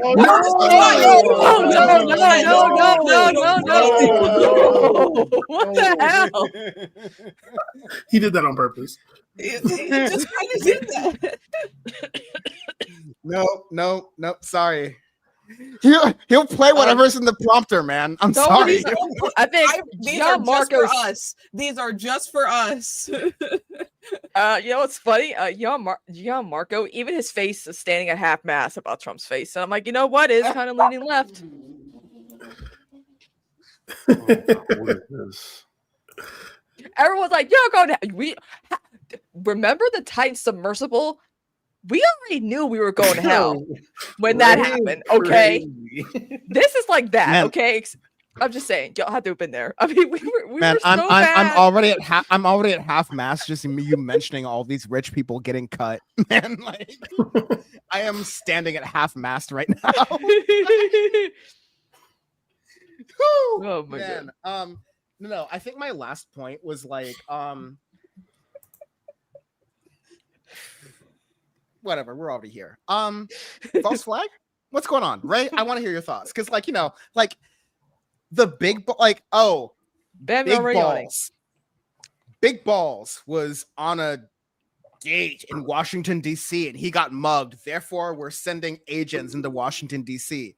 Oh, L.A., I don't know, Mexicans. So we're going to send them out to, D.C. Like, it seems like he's using these pretenses in order to invade other different places. And, it's dark to think that, Donald Trump would have one of his, someone who I'm sure Donald Trump likes more than both of his sons. Or both, sorry, the three sons that we know of. I'm sure, maybe not Barron, but I'm sure that Donald Trump liked Charlie Kirk more than Don Jr. and Eric. Even though he looked like the morph of the two of them, which is kind of funny if you really think about it. Gavin Newsom fucked his best friend's wife. Anyways, I just can't help the fact that there are just so many of these, there was a rumor going around that, Donald Trump's almost assassinations were staged. And I was like, I'm not sure. I'm not sure if I'd buy that. But the Big Balls thing, the stuff in Minnesota, is Donald Trump crazy enough to be like, yeah, you're my top guy. You're going to have to get axed for the cause. I'm not above that. I'm sorry, I would not kill y'all for the cause. Maybe ceez. But I'm not above thinking that or of that opinion. But I'm just, it seems odd. And this is one of the more tinfoil hat conspiratorials that I've been in a while. And so I do want to be clear about that. But I'm curious what y'all think about, is Donald Trump doing a series of, I'll just say is Donald Trump doing a series of, let's call them Kirkstag fires to allow him to give him a pretense to invade, a bunch of different areas? I'll say really fast, because then we got Casino on, I still believe that all the Carolinas should be a state, so I'm just including you in this, Christina. Well, I mean, I'm from New Jersey. I live in South Carolina. No matter where I live, I gotta get shit. Okay, I'm just saying. It should just all be one long state like California. Anyways, no, but Call it New Carolina. But if we weren't talking about the faucet that the water sprinkler that recently got installed for the grass in Charlie Kirk's neck. If we weren't talking about that this week, we'd be talking about the right wingers that are trying to peddle the story about a Ukrainian woman who was stabbed in the neck on a train in Charlotte. And they forgot about her already. Like, no, but it's like, this is our false flag. We're going to use this to unite the. Oh wait, Charlie Kirk died. Even better. Like that's what it. And the guy's gooning to her too is disgusting. Like all the like post sexualizing her. I'm like, can you people be normal? I'm like, listen, an innocent woman died, okay? And first of all, it pissed me off that there was no the bystander syndrome. No one was there to help her. People are invoking that Daniel Penny guy who actually murdered someone who was actually just having a mental episode and wasn't actually hurting anyone. And it just that whole story was insane to me. And well, the fact that I hate the old people who are like, oh, why didn't the bystanders do anything? It's like, you're gonna stand up to a guy with a knife who just stabbed someone? I'm like, open carry. Open carry. This is why we need more guns. Yeah, well, also, aren't those people against immigration? Yeah, because she was a Ukrainian refugee, but she was white. Yeah, exactly. She's a pretty white girl. That's what happened. Yeah, exactly. Also, and everyone's like, if that guy, I'm like, no, if Russia hadn't invaded Ukraine, she would still be alive. Just saying. Logic. Yeah, no, but I think my point around all of that was like, to that, but like, the right is so like. In the left's reaction to all of this, they don't realize that the right not only is willing to weaponize death, they're willing to like weaponize martyrs, but they've also already been doing it. And they've done it in these little ways. Like I sent Bam and ceez a tweet before the show that was like, Charlie Kirk is worth 1,000 George Floyds. And I'm like, thank you. Finally, someone just said it out loud. Because this is what it is to them. It's a Call of Duty server, and they're hitting the select button on their PlayStation controller, and they're trying to look at the stats, and they think it's team white versus team black, and it's like the rest of us are like, we're going to work, we're gonna get food, we're just existing out here in society, and they're all doing that. Ray, I feel like you want to say something, so go ahead. No, I mean, we were talking about the, just to bring it back to Chicago, because we were talking about the National Guard being deployed and being weaponized. I will say I have seen them once so far. I think most of the National Guard that's here is standing in random CTA stations. And that's where I saw them.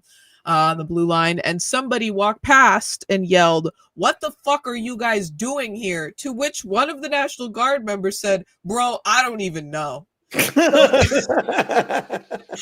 That's like this state of, I mean, obviously they're supposed to be there to make people afraid, right? They're supposed to, particularly in like communities, like neighborhoods that are predominantly Latino, trying to stoke fear that they're going to be fucking Operation Midway Madness or whatever they called it to try to get into the more Latino parts of Chicago. Like it's fucking absurd. But I mean, the fact of the matter is they have no direction. These people in the National Guard have no idea what they're supposed to be doing, so they're just kind of standing. They're doing what the CPD does. They're doing what the Chicago police do, standing around at CTA stops playing mobile games.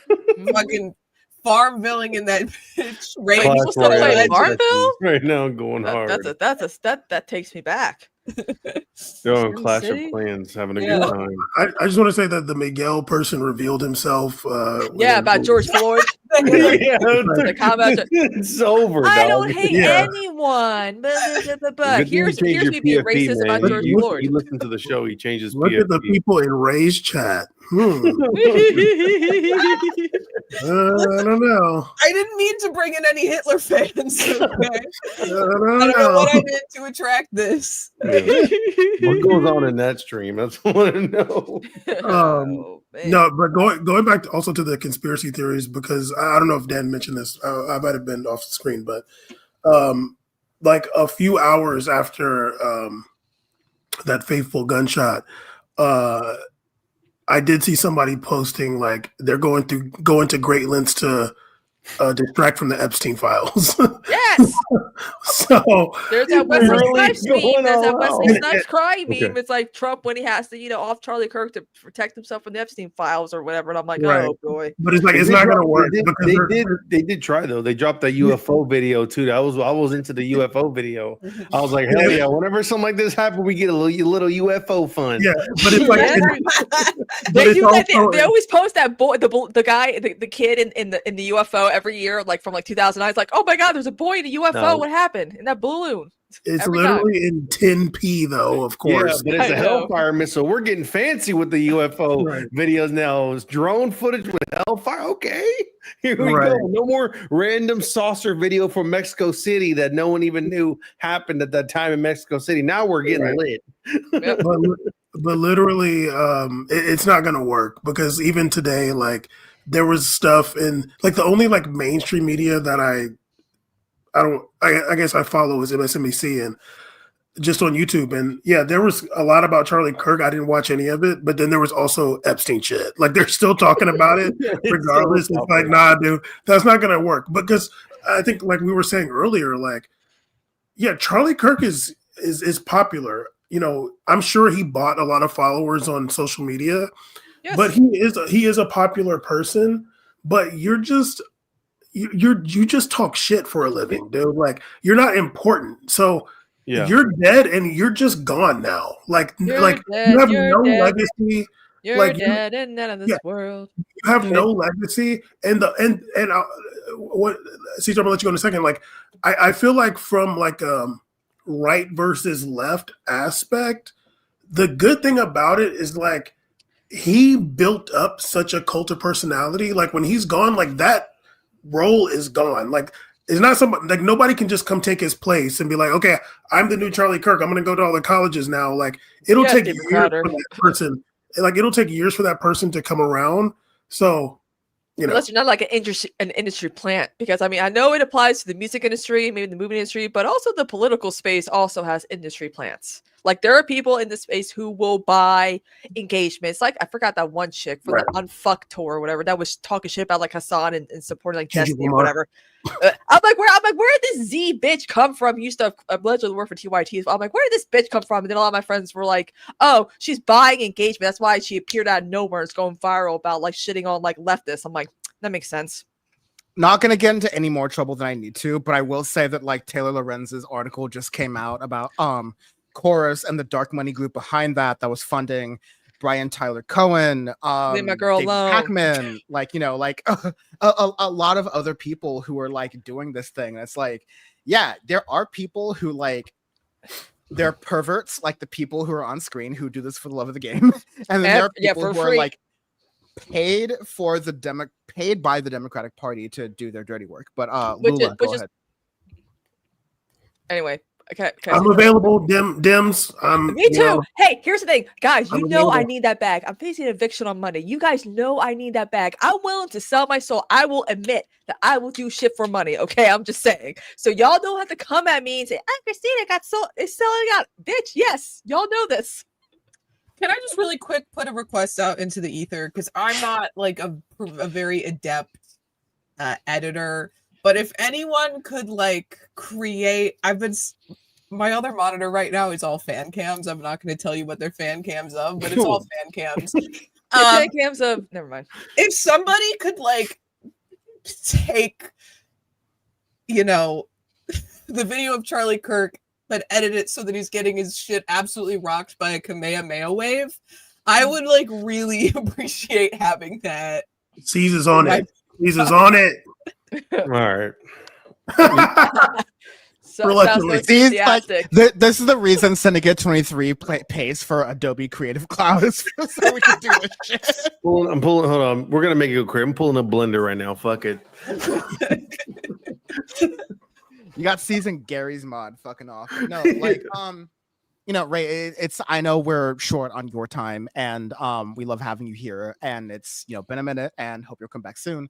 But like I just want to, get a sense of when you dyed your hair, how did you decide that no, I'm kidding. No, but like no, I want to get a sense of like That's not a self dye. That's professional. Thank you. I know. I Oh, feel no, like I was you- like, I'm like, did she just remove like the blonde in her hair and it got back to her natural hair color? Like what? Oh no, it's very funny how like I don't open Twitter, but Twitter sent me a notification of like your selfie of your dyed hair, which is Mm. You needed to know. understanding Twitter's algorithm kind of weird, but like you know, It knows what you know, want to never- see. nevertheless, it's governing. But like, I want to hear your take on like you know all the blustering that's going on in Chicago. Again, like I was texting you about this. Like there were fears of the Trump administration invading Chicago during the time you know last weekend when there's also this weekend frankly like there's a lot of celebrations for Mexican independence that are like just out in the streets, people in cars with flags and like yeah, like on the street, like off the ground, on the rip. Like I was asking Sachi about this because he's DC based, wonderful producer of the show.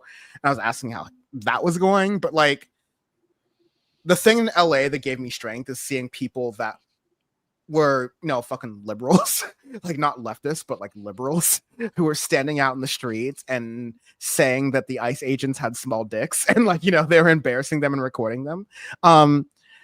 And I would assume Chicago has that energy, but I will give your last word to whatever you want to talk about, but also like, what's it going on the streets right now? I want to hear about that. I mean, people are absolutely outraged. I mean, thankfully, there hasn't been any like major incidents that anyone's really reported on. There hasn't been any disruptions thus far. Obviously, we'll see next week. I mean, of course, though, the point is for it to act as a deterrence.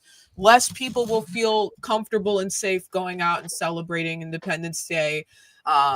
Just because of the mere presence, just because of the threats, just because of the heightened ICE presence in the city, and particularly in the surrounding suburbs. I mean, Chicago is a sanctuary city. Our local authorities do not cooperate with ICE. They don't help execute warrants. They don't provide any information. But lots of the surrounding suburbs, many of which are heavily Latino, don't have that same policy. So people out there are feeling a lot less protected, and so the you know Chicago suburbs, their celebrations in those neighborhoods and those communities are definitely going to be stifled by this, not just like the National Guard, but the heightened ICE presence, the crackdowns. And I will say that there's tons of really good citizen journalists who are covering this because mainstream media, well, you know, local media here isn't really doing a very good job at reporting on all of the incidents of not to interrupt, but please shout them out because I've been having to recommend that like Los Angeles Times isn't telling you about the ICE raids, but LA Taco is. Like these Ishmael Cordova on Facebook is somebody I know personally who's been doing a fucking excellent job at covering these incidences of ICE deportations and arrests and holdings. So if you're in the Chicago area, the Chicago suburbs, he's a great resource. But yeah, I mean, it's obviously there's like, you go to neighborhoods like Pilsen, which is like a historically Latino neighborhood. It's been a little bit more gentrified in the last couple of years, but that aside, like it is, you don't see, you know, the vendors out as often. You don't have the paleta guy going down the street every day. You don't have the woman who sells tamales out there in the morning. You like so many things have just changed because people are afraid. People are scared. Like storefronts, genuine storefronts are shutting down because people don't want their name attached to anything like that because they think it'll make them an easier target. And it's not without reason that they feel that way. I think that, again, just being a sanctuary city, there's some better protections. I think that the activists here in the city have done a lot of good work getting out information, providing people with resources, and, you know, just teaching people their rights, particularly when it comes to the execution of warrants. I think that there's obviously Chicago is a huge action movement city. There's so many different groups here who are doing such good work. So for all of the negatives, I think that we have our community here is strong. We're fighting back against it. We have a lot of really good left-wing politicians, aldermen in our city council. Our mayor has, you know, for all of his faults, stood in strong opposition to assisting the Trump administration in any capacity. So, you know, I'm optimistic about how this will turn out. I think, but I also just like want to end this by saying the whole justification for sending the National Guard here was not on its face to execute deportations, but was because of gang violence and violent crime on the city's south side, which I just need to point out has drastically gone down over the past few years. Murder is significantly down. Other violent crimes, armed robberies, significantly down. So it's a complete, front for the justification. It's, he just wants to bully a city that has not been supporting his deportation agenda. Lil Durk got locked up and the murders went down. But Ray doesn't want to talk. There's a correlation. It's very weird that Ray just doesn't want to talk about O Block all of a sudden. No, I'm kidding. King Von got killed and murders went down, yo. I ain't playing. And okay, Ray. It's a pleasure having you. It's an honor and privilege. Please stay safe out there. Please continue protecting your people. Can you shout out one last time that source in Chicago who's let me just make sure that I'm not giving his given Christian name, and that's the name that he still goes by on Ishmael Cordova. Ishmael Cordova on Facebook. And for folks who aren't on the Boomer platform, is it just that's Facebook? The only platform I know him to be on. Valid. Sorry. Okay. Yeah, no, that's real. No. I mean, I say pejoratively the Boomer platform, but a lot of people still use Facebook, and a lot of our neighbors still use Facebook. And so if that's how you can get the word out about these, horrific and illegal, but still being allowed raids, then God bless. But please check him out. And Ray, thank you for joining. Have a good night, guys. Happy holidays. Bye. Happy holidays. Yo. Happy holiday. 'Tis the season for the keep ringing. May your every wish come true. Speaking of which, I wish Michael Brooks was here because we have some good news. Bolsonaro sentenced 27 years and 3 months in prison, baby. Someone play the Brazil. We have an actual Brazilian. We have an actual Brazilian right here. Before me. There's a real Brazilian right there. I know. I had to. Ceez the Brazilian update.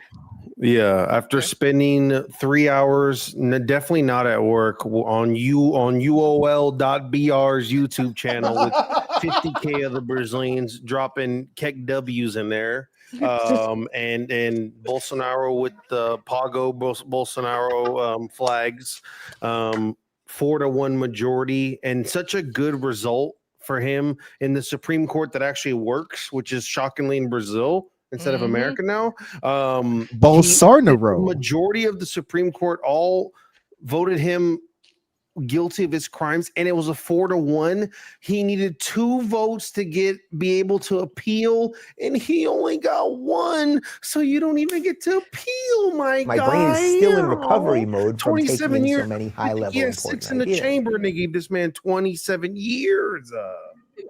Wait. Brazilians are going to get more higher tariffs on your goods. Oh no! Really fast. I was just gonna play the old. What, the iPhone that was already $2,000 is going to be $4,000? Oh no! So many high-level important ideas. I love that sound bit. I have that too. Now Caesar and I Caesar and I both are Brazilian politics heads, but I am. Okay, Bam. Okay. Oh, Bam, you dated one Brazilian person. Okay, like that doesn't make you a. That doesn't count. Ceez knows his shit. All right, Bam, you are a tourist. Okay. And I am a person who follows the tourists on Instagram. So I don't know. I'm just fucking around with all of them. So yeah. No, I am still skeptical because you just never know. I mean, he's a big this fool is the president. He has a lot of popular support. Yeah. I don't think that the Brazilian public supporters of Bolsonaro have been turning up in these past few weeks. They have been turning up about his trial. They've been in the streets, and you can't pretend like it. There's a lot of them out there. You know, I see the pain in your eyes. I know you've seen moments of hope and they've been taken away from you. You are a scorned, burnt, hurt man. But in Brazil, meu amigo, tudo jóia. It's okay, dog. We got this. Don't worry. Okay, don't worry. Well, I just honestly, I don't even care if he just gets like some bullshit house arrest or whatever. I just don't want I don't want him to run for president, but also in Brazil, you can run for president from jail. I don't know if you can run for president from prison though. Okay. But either way, I just don't want him to have any chance back in office the next time. Ma'am. Não se preocupa, esse filho da puta vai para a cadeira, viu? He's done, okay? Beep. Those are bad words, people. I heard son of a bitch. Ooh, naughty, very, very bad words. We don't use such language here. Ceez. But yeah, I mean, we'll see. Like, I just want him out of trying to get monetized in Portugal here. Well, you know what's funny? Santa Catarina, we've been banned, so no. He trying to get monetized in Mozambique. So old. He aged like 20 years since the last time we saw him too. Like I saw the recent photos of Bolsonaro, and I'm like, what the fuck happened? That COVID hit that 6-time COVID hit that man strong. Last time they was FaceTiming him and they had all the tubes up his nose. I'm like, how many boogers is what the hell? Leave this man alone. He's only 70. He's only 70. Shit, he's 70, but he's running like he's 94. Oh, so young. It's okay. Well, I never forget when he tried to do push-ups. That shit probably took like -5 years out of him when he tried to do those push-ups next to and cheated with the National Guard of Brazil. I'm actually gonna look what's the life expectancy for men in Brazil, actually. Don't be looking up our mortality rates. What are you doing, man? It's just probably like I'm gonna do a calendar for ceez now. Oh, it's 75. That fool's out of here.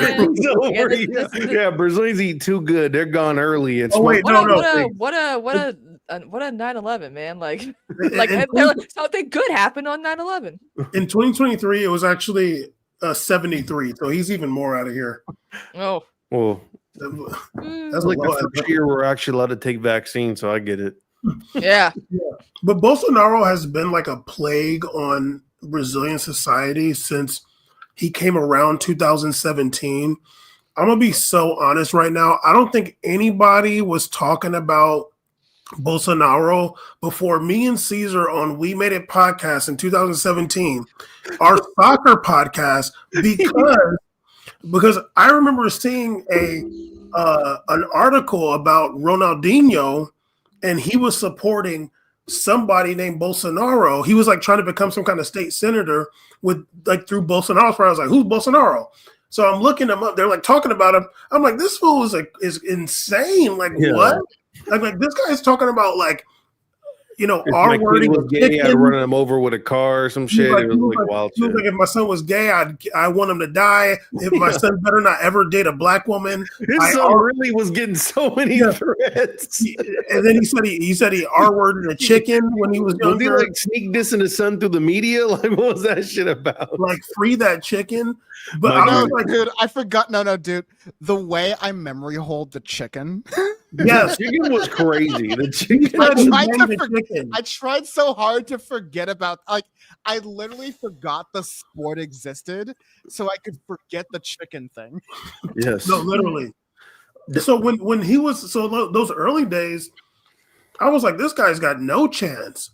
But then they put Lula in jail. Yep. And then he had a chance.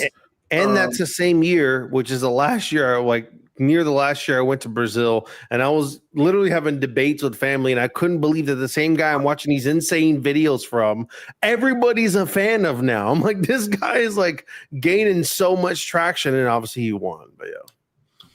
He won. They played some dirty tricks. They won with the asterisk. Yeah, for sure with an asterisk. But he got a lot of popular support. You know who else was down there stirring up trouble? Steve Bannon. Steve Bannon was down there. And Glenn Greenwald. Well, Glenn Greenwald's been living there for a while, but like the interesting thing, like Glenn Greenwald is like a Republican in America, and a Lula supporter in Brazil. It's so fucking weird. I don't Yeah. understand him. He's so fucking. He's just trying to get the good on each side. Like, get out of here. But yeah, Bolsonaro and his politics in particular have been like a plague on Brazil. I do feel like Brazil had like my only genuine criticism of Lula, because I don't live there. I can't I'm not gonna pretend like I'm knowing what's going on in Brazil like that. And it's also a huge country with like 100-something million people. 200. But 200 something. I remember it was like 180. Is 200 now? And we're in 200. Back up. Okay, so y'all having babies. This is why you're a tourist, spam. Okay. But my one criticism, and I've talked to Caesar about this too. Like, I felt like, and still do feel like, Lula has too much of a cult of personality around him as a person, and they need to like foster more. They need to get like more popular people in their party, so it's not just about Lula. Lula's also a bit older. He's a cancer survivor. Like, you can do push-ups. Relax. Don't be talking about Lula like that. He's got 9 fingers. If Lula dies, and that would be very sad. It's like, who's gonna be behind him that can really like be a face of the party? Because let's be real, in democracies, Dilma's the she's the head of the BRICS Bank now. Yeah, she's the GOAT. In democracies, and this is unfortunate. This is on the screen now. Get this shit off the screen. In democracies, and this is unfortunate. It's so true though that a lot of times just being popular can elevate you to a win. Forget your policies, whatever. Just the name recognition and just being popular can do a lot for a candidate. And I feel like you might run Lula, the Pete party needs to cultivate, because we've seen Haddad. It didn't work because nobody knew him before. Nobody knew him. Yeah, nobody knew him. So it's he's like, he's a little sweetheart too. He's a little sweetie. He's he's Arab. Hopefully he didn't turn out like a dude in El Salvador if he became president. But he's the head of the Department of Education still. Yeah, well, I heard he had a Ferrari. No, I'm joking. Hey, man, that was cat. That was cat. But the BYD. I love like BYD. Yeah, the BYD down there, fresh one too. That shit crispy. That shit real crispy. Dan getting his from the slaves hat to on the right now. From the slaves to the streets, dog. But yeah, what was that? No, dude. Let's come back to that comment real fast. Yeah, Dan wearing his hat like he's in a rap video in 2002. No, I'm Dan really on his fucking. Dan looks like he's from the Murphy Boys or whatever with Nelly. Them fucking what is the little group he had? The fucking the Saint Lunatics. Saint Lunatics. Dan from the Saint Lunatics.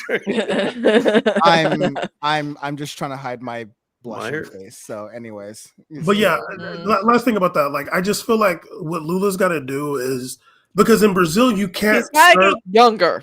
He's got to get younger. Well, in Brazil you can't serve as president back to back, but you can't serve. You can't serve back to back. You can't get a third term after a back to back, but you can get a third term if there's a president in between.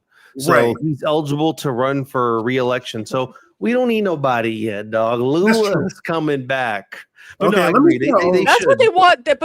But you just mentioned, the whole like rule to be president. They want to do. That's what they feel like should happen to Trump, because he was the pride of a consecutive second term. Okay, first of all, Lula's a Scorp, so I rock with him. But also, Lula's 79. He's turning 80 in next month. I thought he was younger. He's turning 80 next month, and he's got 9 fingers. Can you stop? You're manifesting it. Can you stop? You're digging into this man's. You're telling me his years. You're counting his fingers. I remember, guys, I killed the queen. Okay, the eve of her death, I was like, this bitch is going to die tomorrow. She's got nothing. And then I go to the first house to clean, scroll on CNN.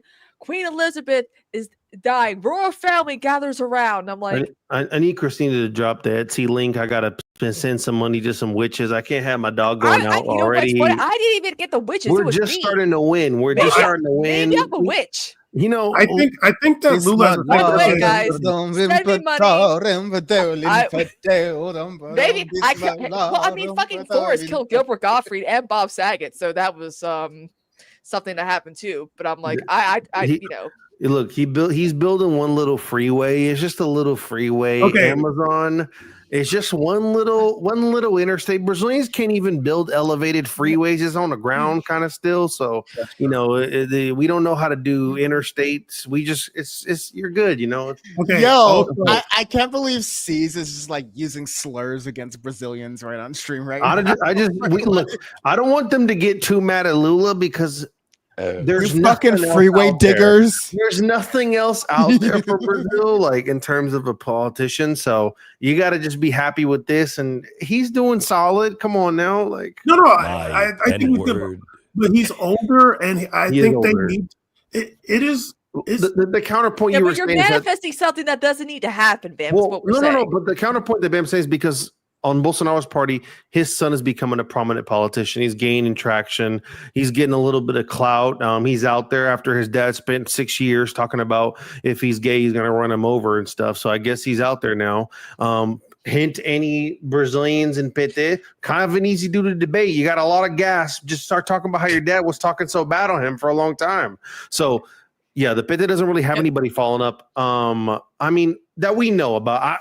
I think as much as I'm in Brazilian politics, I don't really know like regional leaders that well, like people regional election places. Like I know like PCM Neto and people from Bahia, but I don't know how other counties are doing. So I'm not that in the weeds, which I want to be. That's my degenerate goal. But yeah, so I don't know who they have, but whoever, if they clearly don't, because us who are already in the political space haven't even like heard of a whiff of somebody. So that means that they definitely need to put in some work to get someone on the left. The person needs to be next to Lula, in a major way, and like a major role, at least too, in the government. Yeah, and his sons look old. Jesus Christ! And you're right. There could be somebody down there in Rio, Sao Paulo that's like could be. I don't know that. I don't know the local stuff like that or governors that well. But it's important because this is what I was saying before.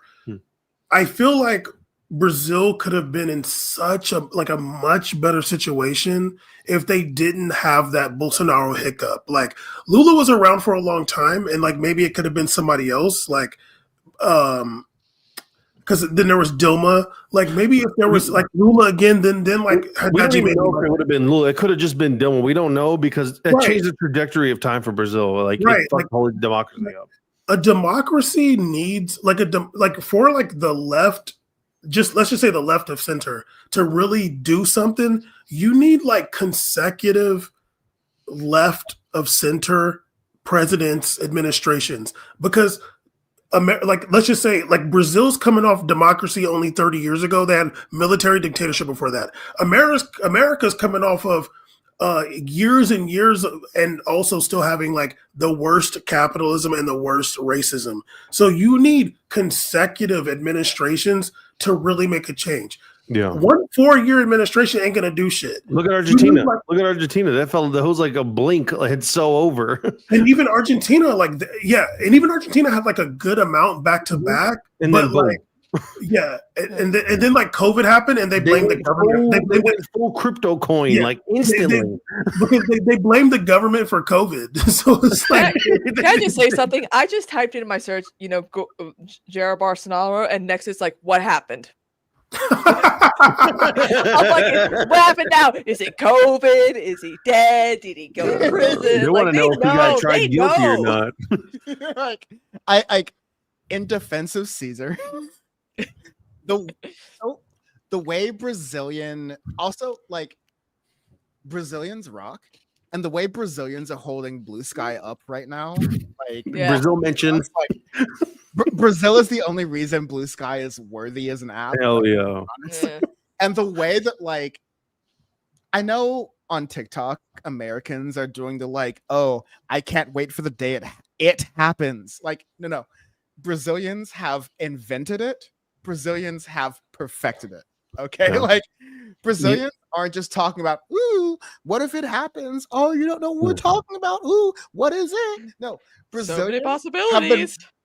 Brazilians have been mourning the death of their future president for 7 years. Like, Brazilians go hard in the paint. All right, so like they have been doing this whole like I think a lot of the thing has been like, oh, a lot of what Donald Trump is doing, especially when it comes to tariffs in Brazil, is like a retribution where it's like trying to get back at Brazil for how they're treating Bolsonaro,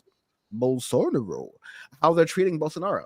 But like that's a like to the extent that Donald Trump is going to be alive, which by the way, I love how like there was a big story about Donald Trump dying. No, he's not. Evil never dies. No, We did just a that in the last stroke.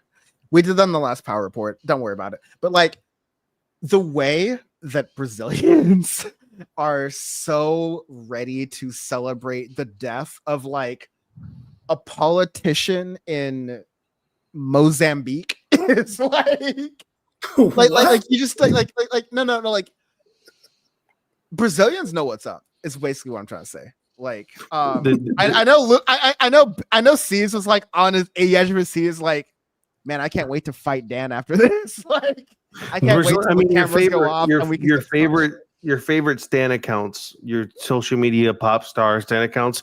It's always some Brazilian running it. Brazilians do love a little bit of internet. They love writing English on internet. That's how my cousin learned English, was on Twitter.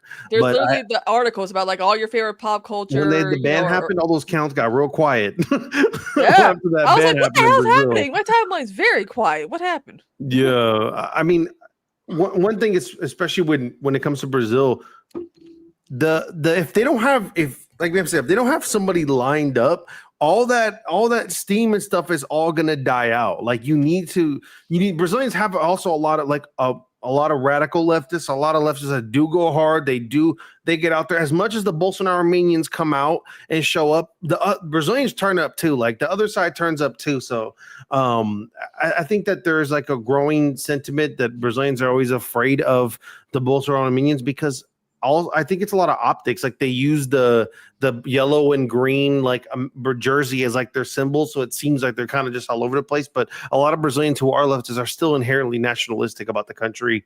And I did think it was interesting when Trump got asked about Brazil on his stroke walkout from the funeral. He didn't actually threaten Brazil. The reporter tried to bait him to be like, hey, like after the case is running, like after the case, like, are you going to impose the sanctions on Brazil? And he kind of was just like, he didn't really want to say it. So it sounds like some kind of negotiating is possibly going on.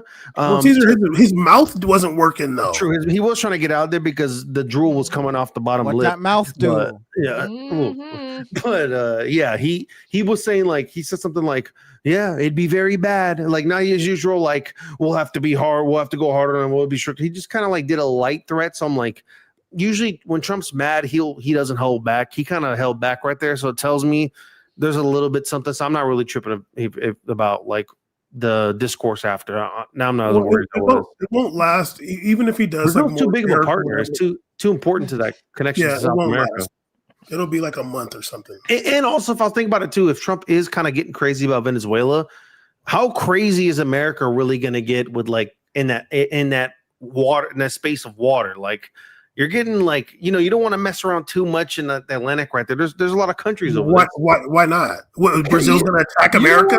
You don't want to fuck around and find out, my guy. All right, you seen conservatives are. You don't know what we can do with a bullet, dog. Keep playing with us. All right, conservatives are the number one fuck around and find out. Walk around the wrong street and make it capoeira real quick. Brazilians don't miss. That's the thing. We have to go to the military, but it's only a 2-month mid. But we have to go to the military when we're 18 for 2 months, or you can pay $300 and get out.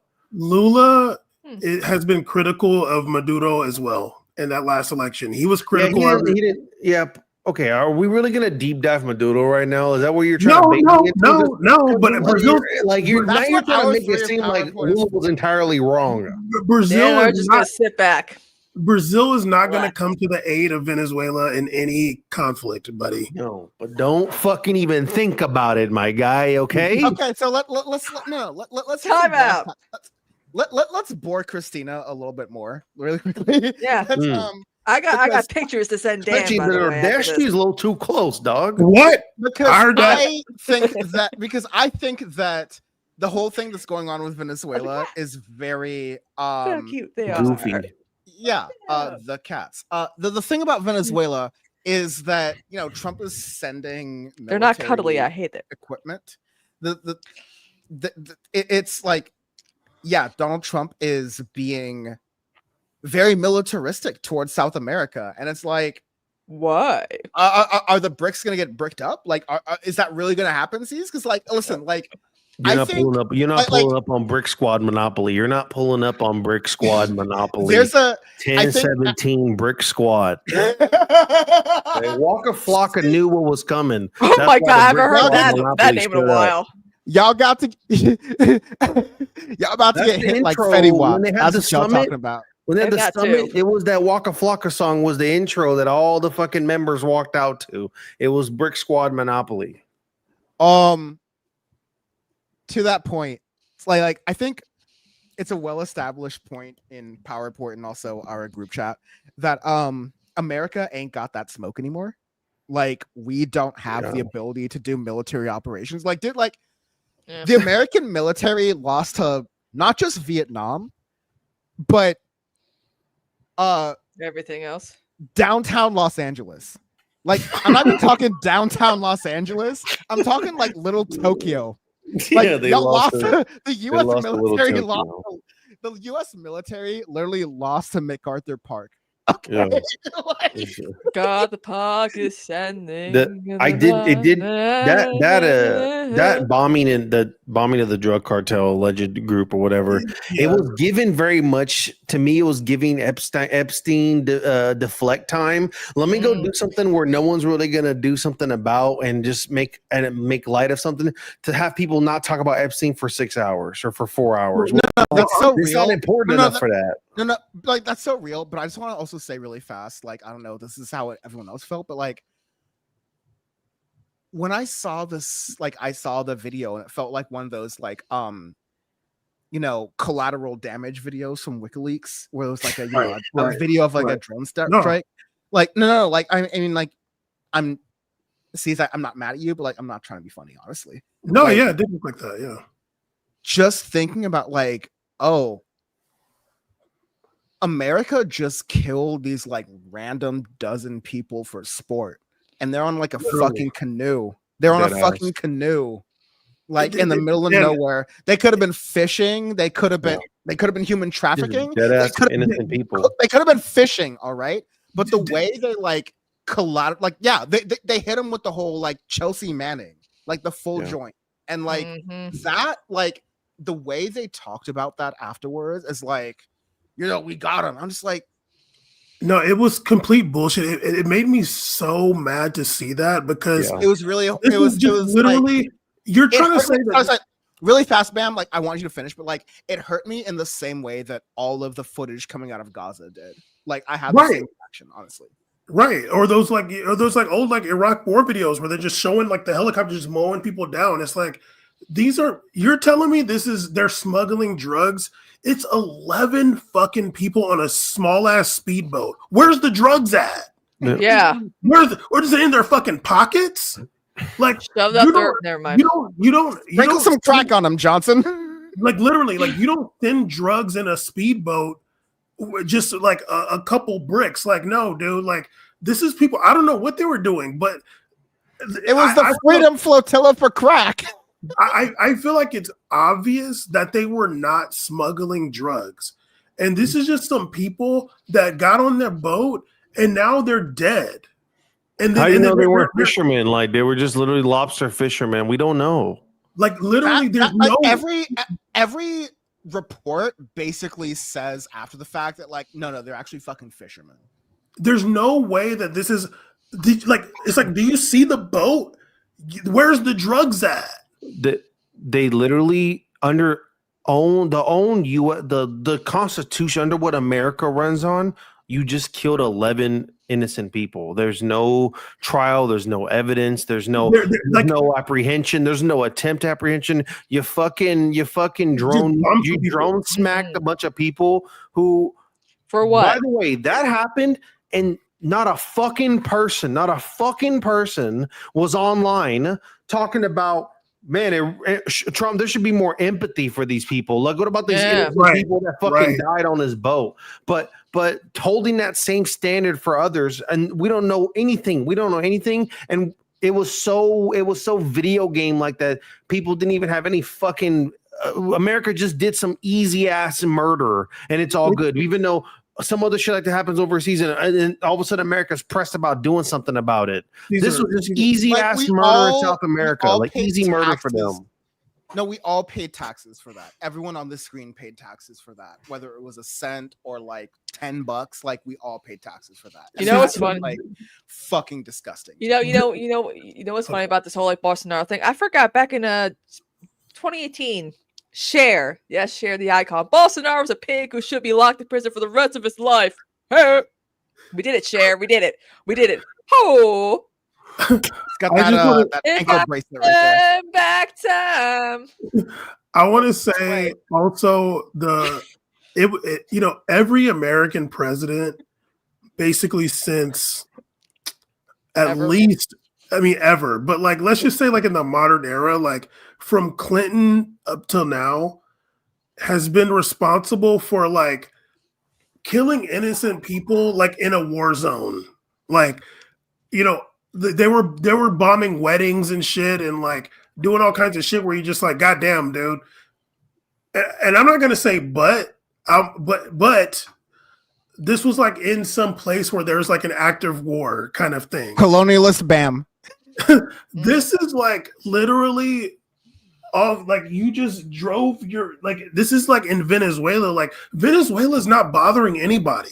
Like, nobody. Venezuela's got its own internal issues. They're not even bothering neighboring countries. There's no one. They're not bothering. They're not bothering. Where it is. Look on the map. It's so fucking tucked in there. Like, they're not bothering Colombia. Like, nobody is complaining about Venezuela other than like their issues with the Venezuelan democracy. But they're not saying like, hey, Venezuela is sending all these drugs to our. Colombia has like a gazillion Venezuelan refugees and immigrants. They're actually going everywhere. There's a lot in Chile actually that are coming from Venezuela because of the economic issues, and a lot of them are because of American sanctions. But nobody that's actually funny. But nobody is in Latin America saying like, we need to do something about Venezuela. It's not happening. But the Trump administration literally is like, well, let's just bomb this boat. We actually, how about this? We don't even know if they're Venezuelan. Actually, we don't even know. Honestly, we don't even know that. We don't even know if they were people. They could have been, I don't know, from like alien life. We don't know. There could have been mermaids with this. Yeah, I believe mermaid lives matter too in the situation. But I mean, it really sucks because I don't understand how that was just so callously thrown in there. Like, you just throw in there that you just like, I can't, dog. I fucking can't. Oh man, shit. No, like really, it is. The man's last days on Earth is being possibly mistaken with a mermaid. That shit ain't right, dog. The man is. These dudes went out on that boat, and their fucking last things people are talking about them were the mermaids. It's very funny for me to think of Charlie Kirk's last moments as like. Charlie Kirk got a better death than him. That's not fucking right, man. What the hell? That shit ain't right. No one's talking about Charlie Kirk being a mermaid. Well, it's like with the Titan sub. You know how they were doing like, how much oxygen they had left, knowing they were dead the moment they lost contact because it imploded. It'd be like that. We were just joking about it for days. And like, oh no, it imploded. They were dead. No, like Charlie Kirk. Like, I used to do this bit back when I was like on my Dan from the Internet YouTube creator shit, and I used to do this bit that like every time before Ben Shapiro starts his show, before he goes on camera, he just screams the N-word 40 times to get it out of his system, so he doesn't have to say it on air. It's like that is a similar thing that is happening in a lot of these cases with like these folks who are like just being really mad racist. And I just like I see that in them, and I see how they want to experience things, and it's sickening. Can we talk about Israel being insane? No, that's boring. No one wants. No one cares, man. I do. I do think, you know what? Greta Van Susteren on News Nation interviewed Netanyahu, and I'm convinced Israel did it. I'm more convinced. Like, why are they asking him if Israel had anything to do with Charlie Kirk's death? He's like, oh no, we had nothing to do with that. And I'm like, who the hell asked him that? Greta Van Susteren on her show on News Nation. She asked him, did Israel have anything to do? Greta Van Susteren landed on News Nation with Chris. What happened to News Nation? What happened on guys? This is what I've been saying about News Nation since day one. The News Nation is the island of misfit pundits. I'm surprised Anna Kasparian is not on there with their own show. I was literally about to say, Christina, like I want to do a Polymarket bet on how long till Cenk or Anna end up on News Dan, Nation. I do have good news for you. Polymarket stocks for Kirk is at all-time low. Good time to buy in, dog. 99. Polymarket. They're making bets. They're saying 99% a right winger did it. The Polymarket thing was like, will Charlie Kirk run for president? And the shit dropped.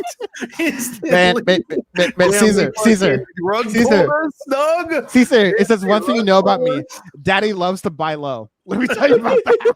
Let me tell you, Daddy loves to buy low. Yeah. They said you got to buy the dip, Dan. I don't know what the fuck you're doing right now. You got to buy the fucking dip. As the great Warren Buffett once said, buy the dip, bitch. Yeah. Joke's on you when he becomes president. You'll see who's laughing, and I'll be rich. And Pengu coin. His lip will look better than Trump's for sure. The neck be crazy, but it's all good. Okay, but I do. Yeah, go ahead. I'll just say one last. Let me just like get this out of the jump.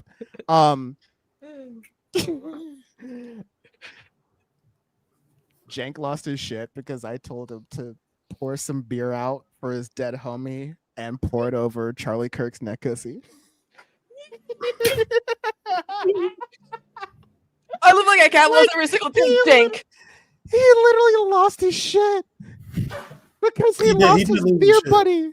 He lost his racist beer buddy. I'm like, and this is the thing. Like, this is why, respect to Assad. Like, Charlie was at the DNC because TYT was hanging out with all these right wingers at the DNC, and Charlie's over here like, Hassan, hey buddy, hey, and Assad's like, get the fuck away from me. Like, we're not friends. I mean, sorry, Bam. I know you have a point. You can make it in 30 seconds. Damn it. Back when I was coaching Hassan a lot, he was, we went back and forth on like how seriously Hassan takes me, and then eventually Hassan realized that like all of his good points that make him popular are my good points, so he should shut up and listen to me. But there was a point where he didn't do that. And if you want to go back to understand the point that he didn't do that, watch Hassan Piker's first debate with Charlie Kirk back in like 2019. Charlie Kirk beat the brakes off of Hassan, dude. Like, it wasn't funny. It was kind of terrible because I was like, dude, like, Hassan, you're not ready for this. Like, you don't have the temperament for this. You're going to show up in like your beanie and your slacks trying to pretend like you're a black person to debate Charlie Kirk, who's going to show up in a suit with opinions. And like, it's like the Richard Nixon JFK televised debate. Literally. No. But like, Hassan was like fat and sweaty and Charlie Kirk was like swollen correct. Right. And like, that was when Hassan started wearing suit jackets to his debates.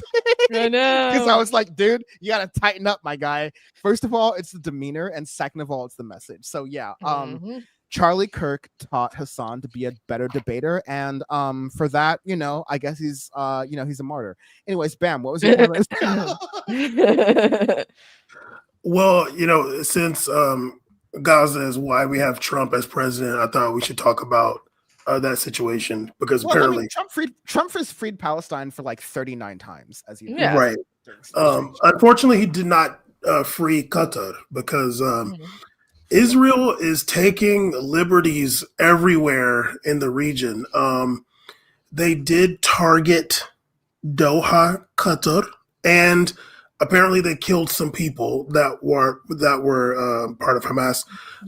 No secret that Hamas had people there because that's where they were negotiating and stuff. And there's been Hamas people in Qatar for a long time after they left Damascus. But there was something interesting that I saw after Israel targeted Doha like that. I don't know who this person was. I'm sure he's some kind of, he's in the royal family and he's some kind of person in Qatari politics. But I don't know his title. But he was having some interview after that happened, and he said that Israel just ruined. They just ruined like any chance of getting the hostages back. And I was like, really? Well, yeah. And I'm like, well, that's an interesting thing to say. I know you're leading up to this, but I'm like, my brother in Christ. You're like, well, I'm doing my BB voice. We are doing I'm doing my BB in English voice because we really should have forced in to do this. By the way, if I were doing my BB in Hebrew voice, first of all, that'd probably be anti-Semitic, and second of all, I'd be saying some shit about killing Palestinians. But he tries not to say it that clearly in English. But his BB voice was like, "We want to do whatever we can to make sure that we can save the hostages in Israel. Let's bomb the hostage negotiators in Qatar." Not even in Palestine, not even the West Bank. Let's run Qatar. And by the way, Saudi Arabia was like, "Ooh, look, a shooting star." Oh, wow. Is that the Big Dipper or the Little Dipper? Shit's moving fast. To buttress Bam's point that he may or may not want to make about I haven't made it yet. You're hearing news stories, especially right now, about the Arab world turning on Israel, and I'm like, it's gonna take a lot more than a Reuters article for that to happen, man. Right. But yeah, I just thought it was really interesting when he said that, and he also said that he referred to it as barbaric and stuff, and I'm just like, well. It wasn't barbaric before when they killed 60,000 Palestinian people, but like now it's barbaric. Yeah, now Netanyahu's a barbarian. I'm like, okay, but I just thought it was interesting that he said that because it made it seem to me that like he's making it seem like Qatar is the reason, like Qatar is the entity that is in charge of the hostages being given back or not, because there's been dozens and dozens of senior Hamas officials that have been killed by Israel over these past 2 years. Like they were the big guy Ismail Haniyeh was killed in Iran, and that was like the guy. And then Yahya Sinwar, they killed him in Gaza too. So I'm like, well, they killed people like the senior people before. But why like this one? I'm like, so like, what is Qatar's role in this situation? It seemed like he kind of revealed his hand a bit. Like, oh, like Hamas isn't gonna give the hostages back until we say so.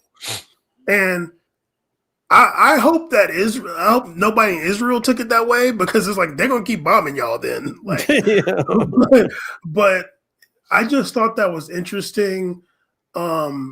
And also, it's like Qatar, like you have no military. The only military you have is an American base. Like the biggest base in the region is there. Like you don't have a military even. So like, what's the point of even trying to talk tough? But also like, Go ahead, man. Go ahead.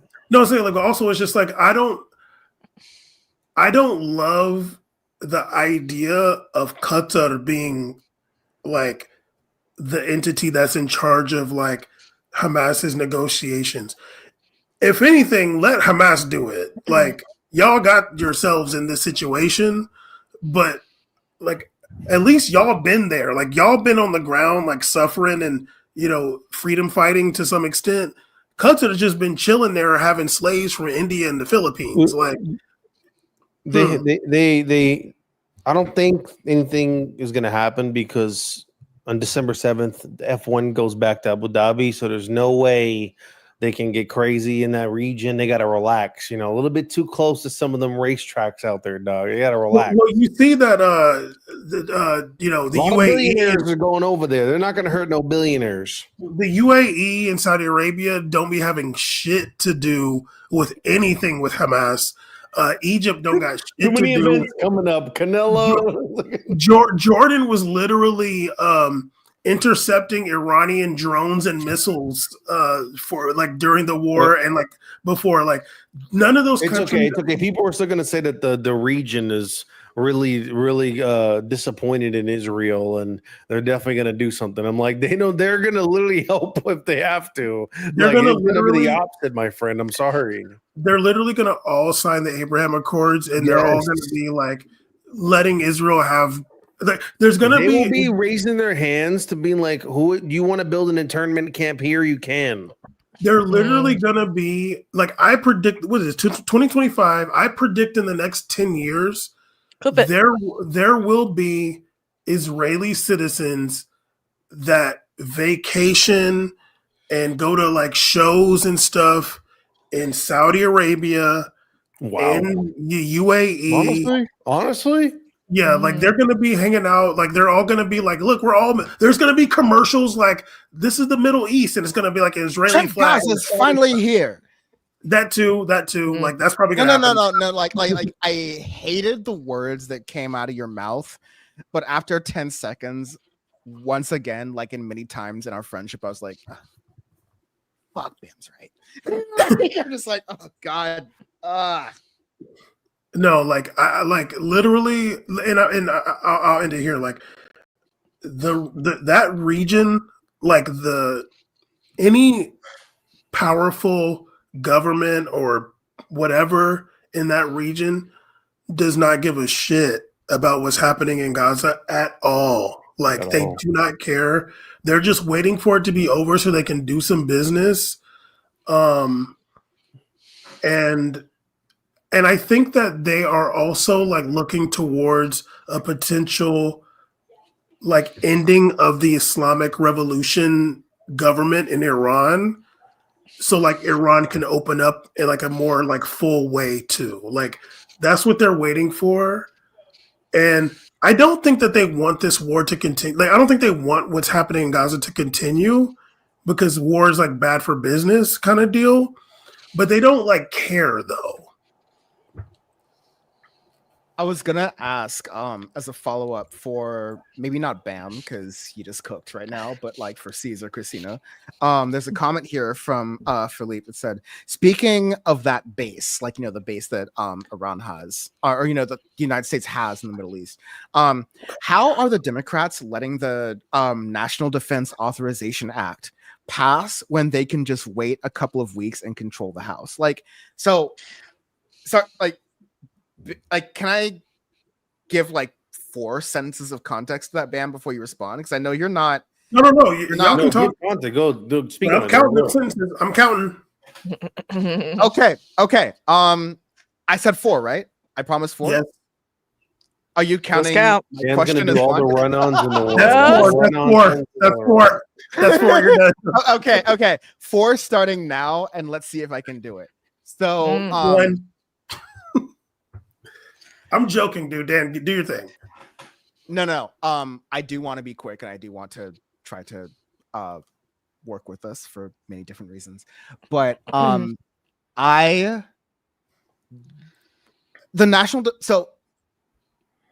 August is the recess in which Democrats go away. Or, like not just Democrats, but Republicans, Congress, whatever. They go back to their districts.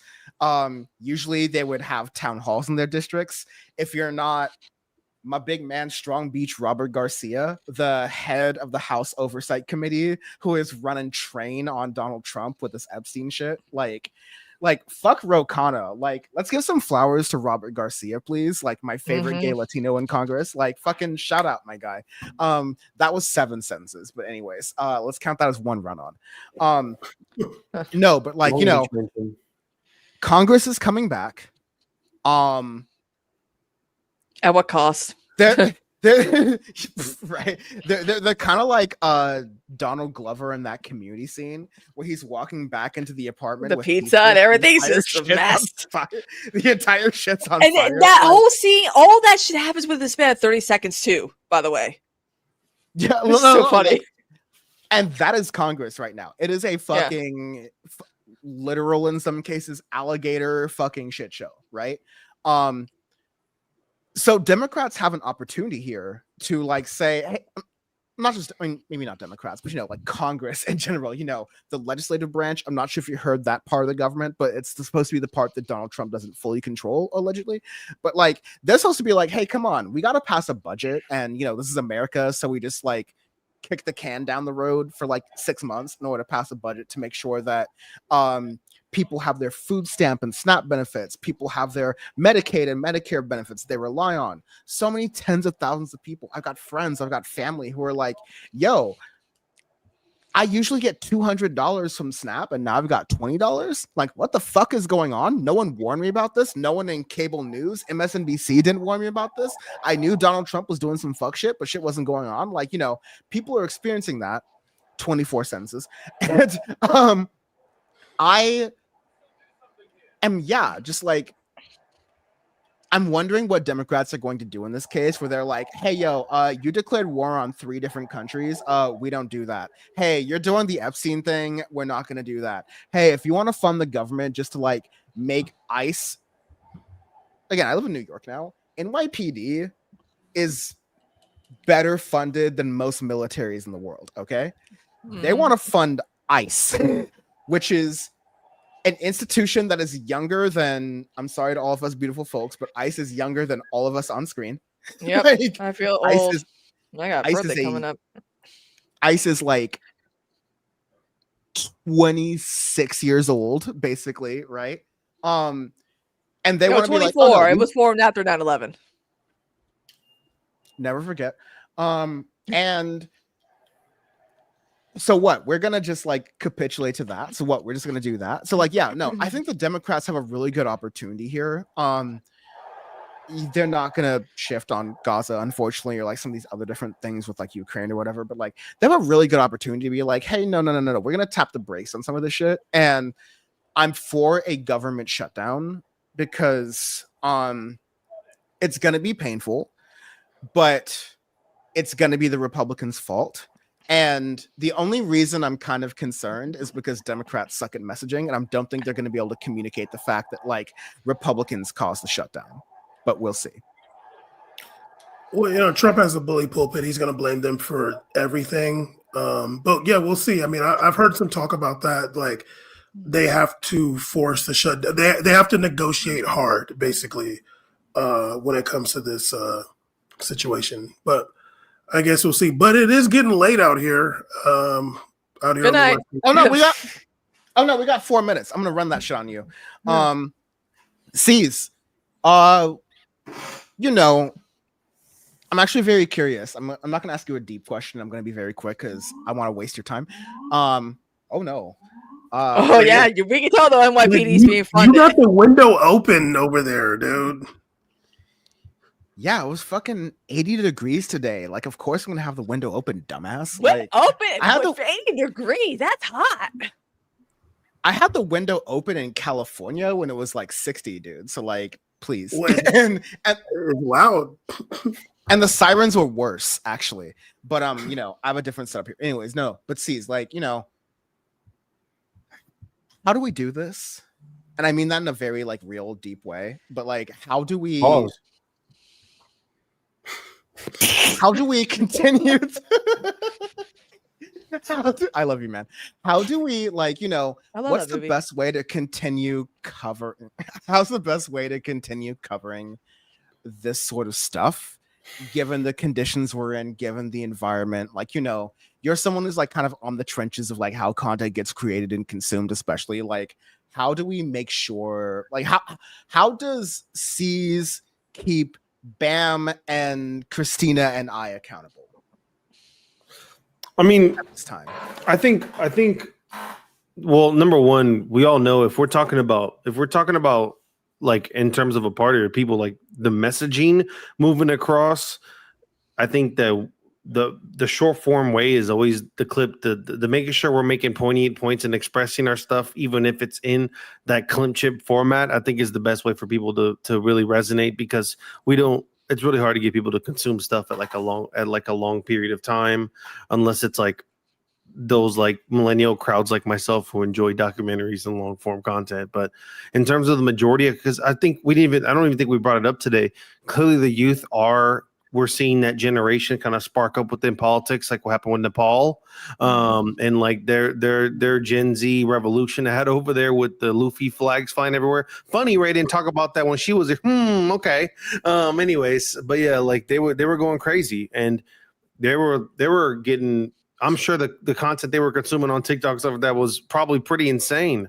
And they got to a level. So the youth are definitely, that Gen Z youth is definitely here and they're active and they're involved in that political space and that scene. So I don't even know if it's going to be up to us to be able to create stuff that resonates with them. It's going to be, you know, they have to have people they're going to, and they're not going to take like, they're not going to be listening to like a lot of boomer opinions. They're going to be listening to people from their own walks of life. So when it comes to those Jubilee videos and stuff, they like that stuff. They like that kind of content. The stuff that makes some of us uncomfortable, like basically 20 Nazis versus Mehdi Hassan, like that kind of shit they fuck with. Like they're down for that, especially when it's just one question, one answer, and you just be like, wow, this guy's crazy, or wow, this person's base. Like that's the kind of shit they're going to consume on the regular.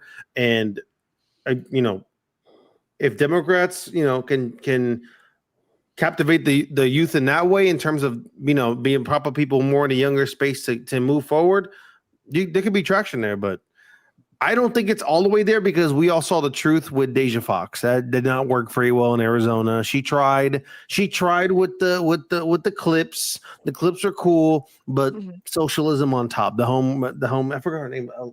Alejandra, I think her name was. I don't want to get it wrong. Who won in Wait, ceez. Arizona? She was real. Yeah. Wait, ceez, really fast. Are these the type of like Jubilee videos that you want us to be like, you know, being? Oh my God!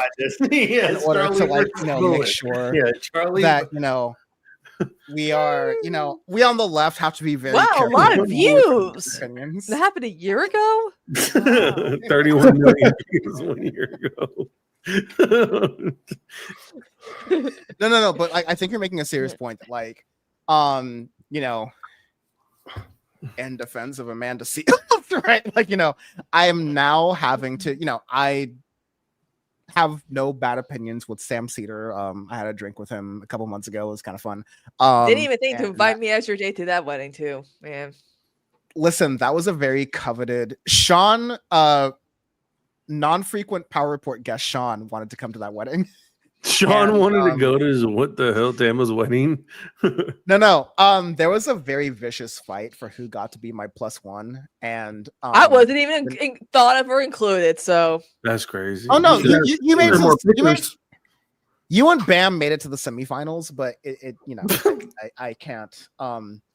I will just keep getting in more trouble the more I keep describing this, and we're already a minute and 14 over our West Coast team's limited time.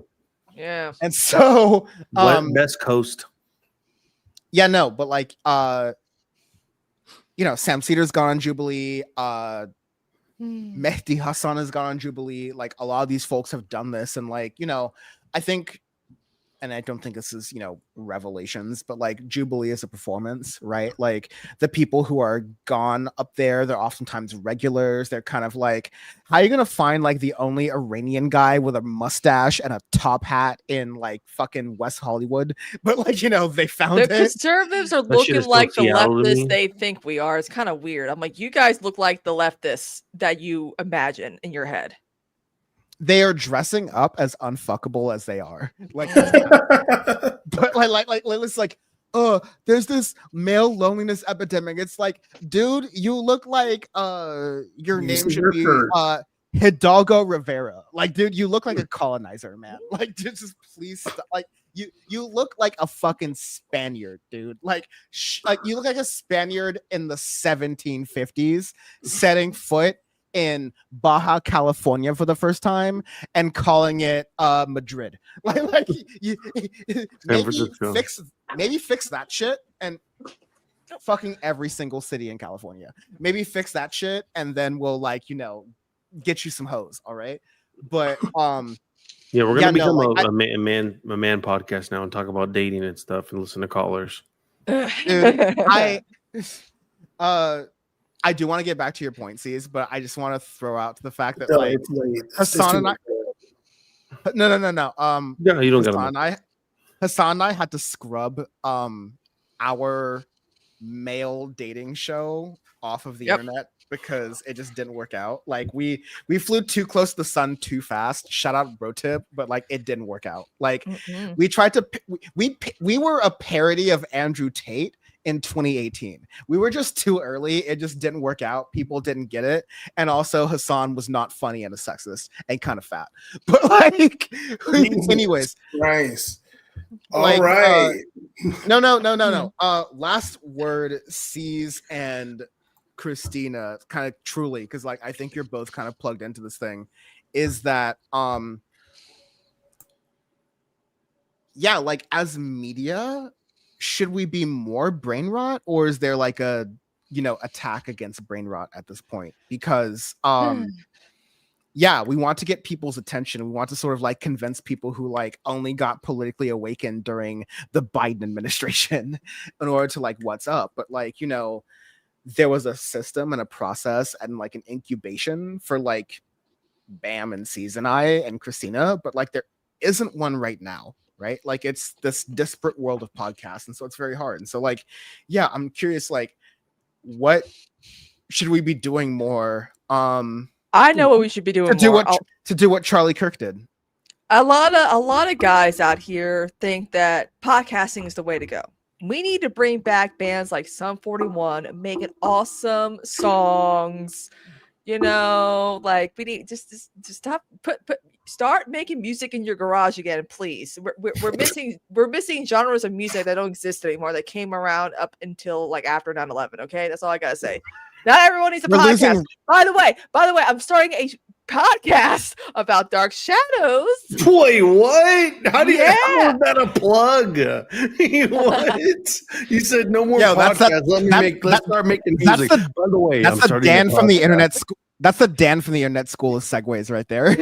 Yeah. Oh my god. Yeah, I'm excited. There's like 1,200 episodes of the podcast. I mean, of the soap opera. So we're gonna have fun doing that. Woo! Anyway, let's podcast for cis white dudes. For a moment, I thought it was what we do in the shadows. I got that's literally good. Me too. What we do in shadows would be sick. Morning in Collinwood is what we're calling it. We got a Patreon. Yeah, let's just make a band instead, man. We have. I mean, believe it or not, guys, we have some Christina, serious is it called competition. Morning Come? Morning. That's what I heard too. Morning in Collinwood. Morning in Collingwood. Collinwood, yeah, like Collins Court. That's the name of the Collins family, and yeah. Okay, I'm less interested now. Well, here's the thing. A lot of people. I mean, they're like Dark Shadows podcast. We got competition, believe it or not. We have one podcast that can go up against us, so that's very niche, and I'm very excited about it. Listen, I think both We Made It and Audio Face are retired, so you have that much less competition on that. So, nah, Dan snuck back them Audio Face streams. I think I wasn't watching. I seen him come back. Man, dude, how you gonna like? Audio Face is back, folks. Don't listen to those guys. They're back. Sorry. I need 2 more minutes. Reviewing albums again. I need 2 more minutes with this crew. You're covering who was it? I need 2 more minutes. Covering G Herbo or some shit on Sunday. Dude, like the worse the world gets, the better the music gets, man. And like, how are you gonna tell me that There hasn't been a good album. Earl Sweatshirt, Freddie Gibbs in The I don't Alchemist. believe you're listening to Earl Jid, Sweatshirt in Jid? 2025. I don't believe Jid? you're listening to Earl Sweatshirt in 2025. Jid, dude, Jid, dude. Dan is looking up all his 2011 YouTube bangers to see if they're still making Even- rap songs. Even mediocre artists like Drake are releasing music in the fall. Like rap was literally dead a year ago. Even during the Kendrick Drake beef, like rap was dead. This has been the most like, dude. This is like the FDR year. Just say you This is like the- Chance the Rapper. this is Hurry like- up. I want to hear it. Okay, no. Chance the Rapper's album. Was You still like out. Chance the Rapper. something- He's something- your favorite rapper, dog. You liked him rapping Listen- on the porch or whatever. He was doing his freestyles on his porch or whatever. I'm still a Catholic. I'm still a Jehovah's Witness at heart, and I love that He Chance did the finally say Rapper free keeps Palestine, it so to you, God. you love Chance the Rapper. I mean, we all knew that the moment he got divorced, he was gonna get back in the booth. And so, like the moment he was like, "Damn, I'm a man who's angry. I have two options: either watch Andrew Tate in my living room, or get in the booth." Oh, And boy. Chance the Rapper is one of the few men who can like, "I'm gonna get in the booth." And the album still sucks. But anyways, that's your power report for today. Yes. Yeah. Power- Damn, it's so excited to Report. get off. Young Thug, I'm disappointed in you. Shout Yeah, out I want to Power hear Report. about those texts that Christina was talking about from Dan and those pictures. Shout out to this space. I need this the space is, tea. like, you know, where a lot of different folks are. I'm at. sending you photos of Um, my cats who shout refuse out to to cuddle with me, and it's infuriating.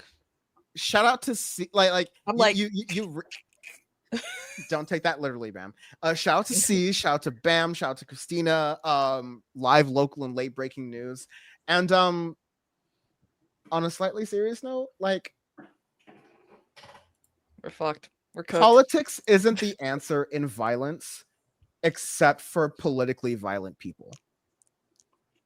Right? Like Mhm. you can't argue with fascists. We fought a war over fascists, and we killed them, and we took their guns, and we Yeah. hanged them up in our And houses. now you're holding us then we- hostage. then You we don't care invited about them- fascists. You are a fascist. You're holding me hostage. Then we invited them to be scientists in show. America.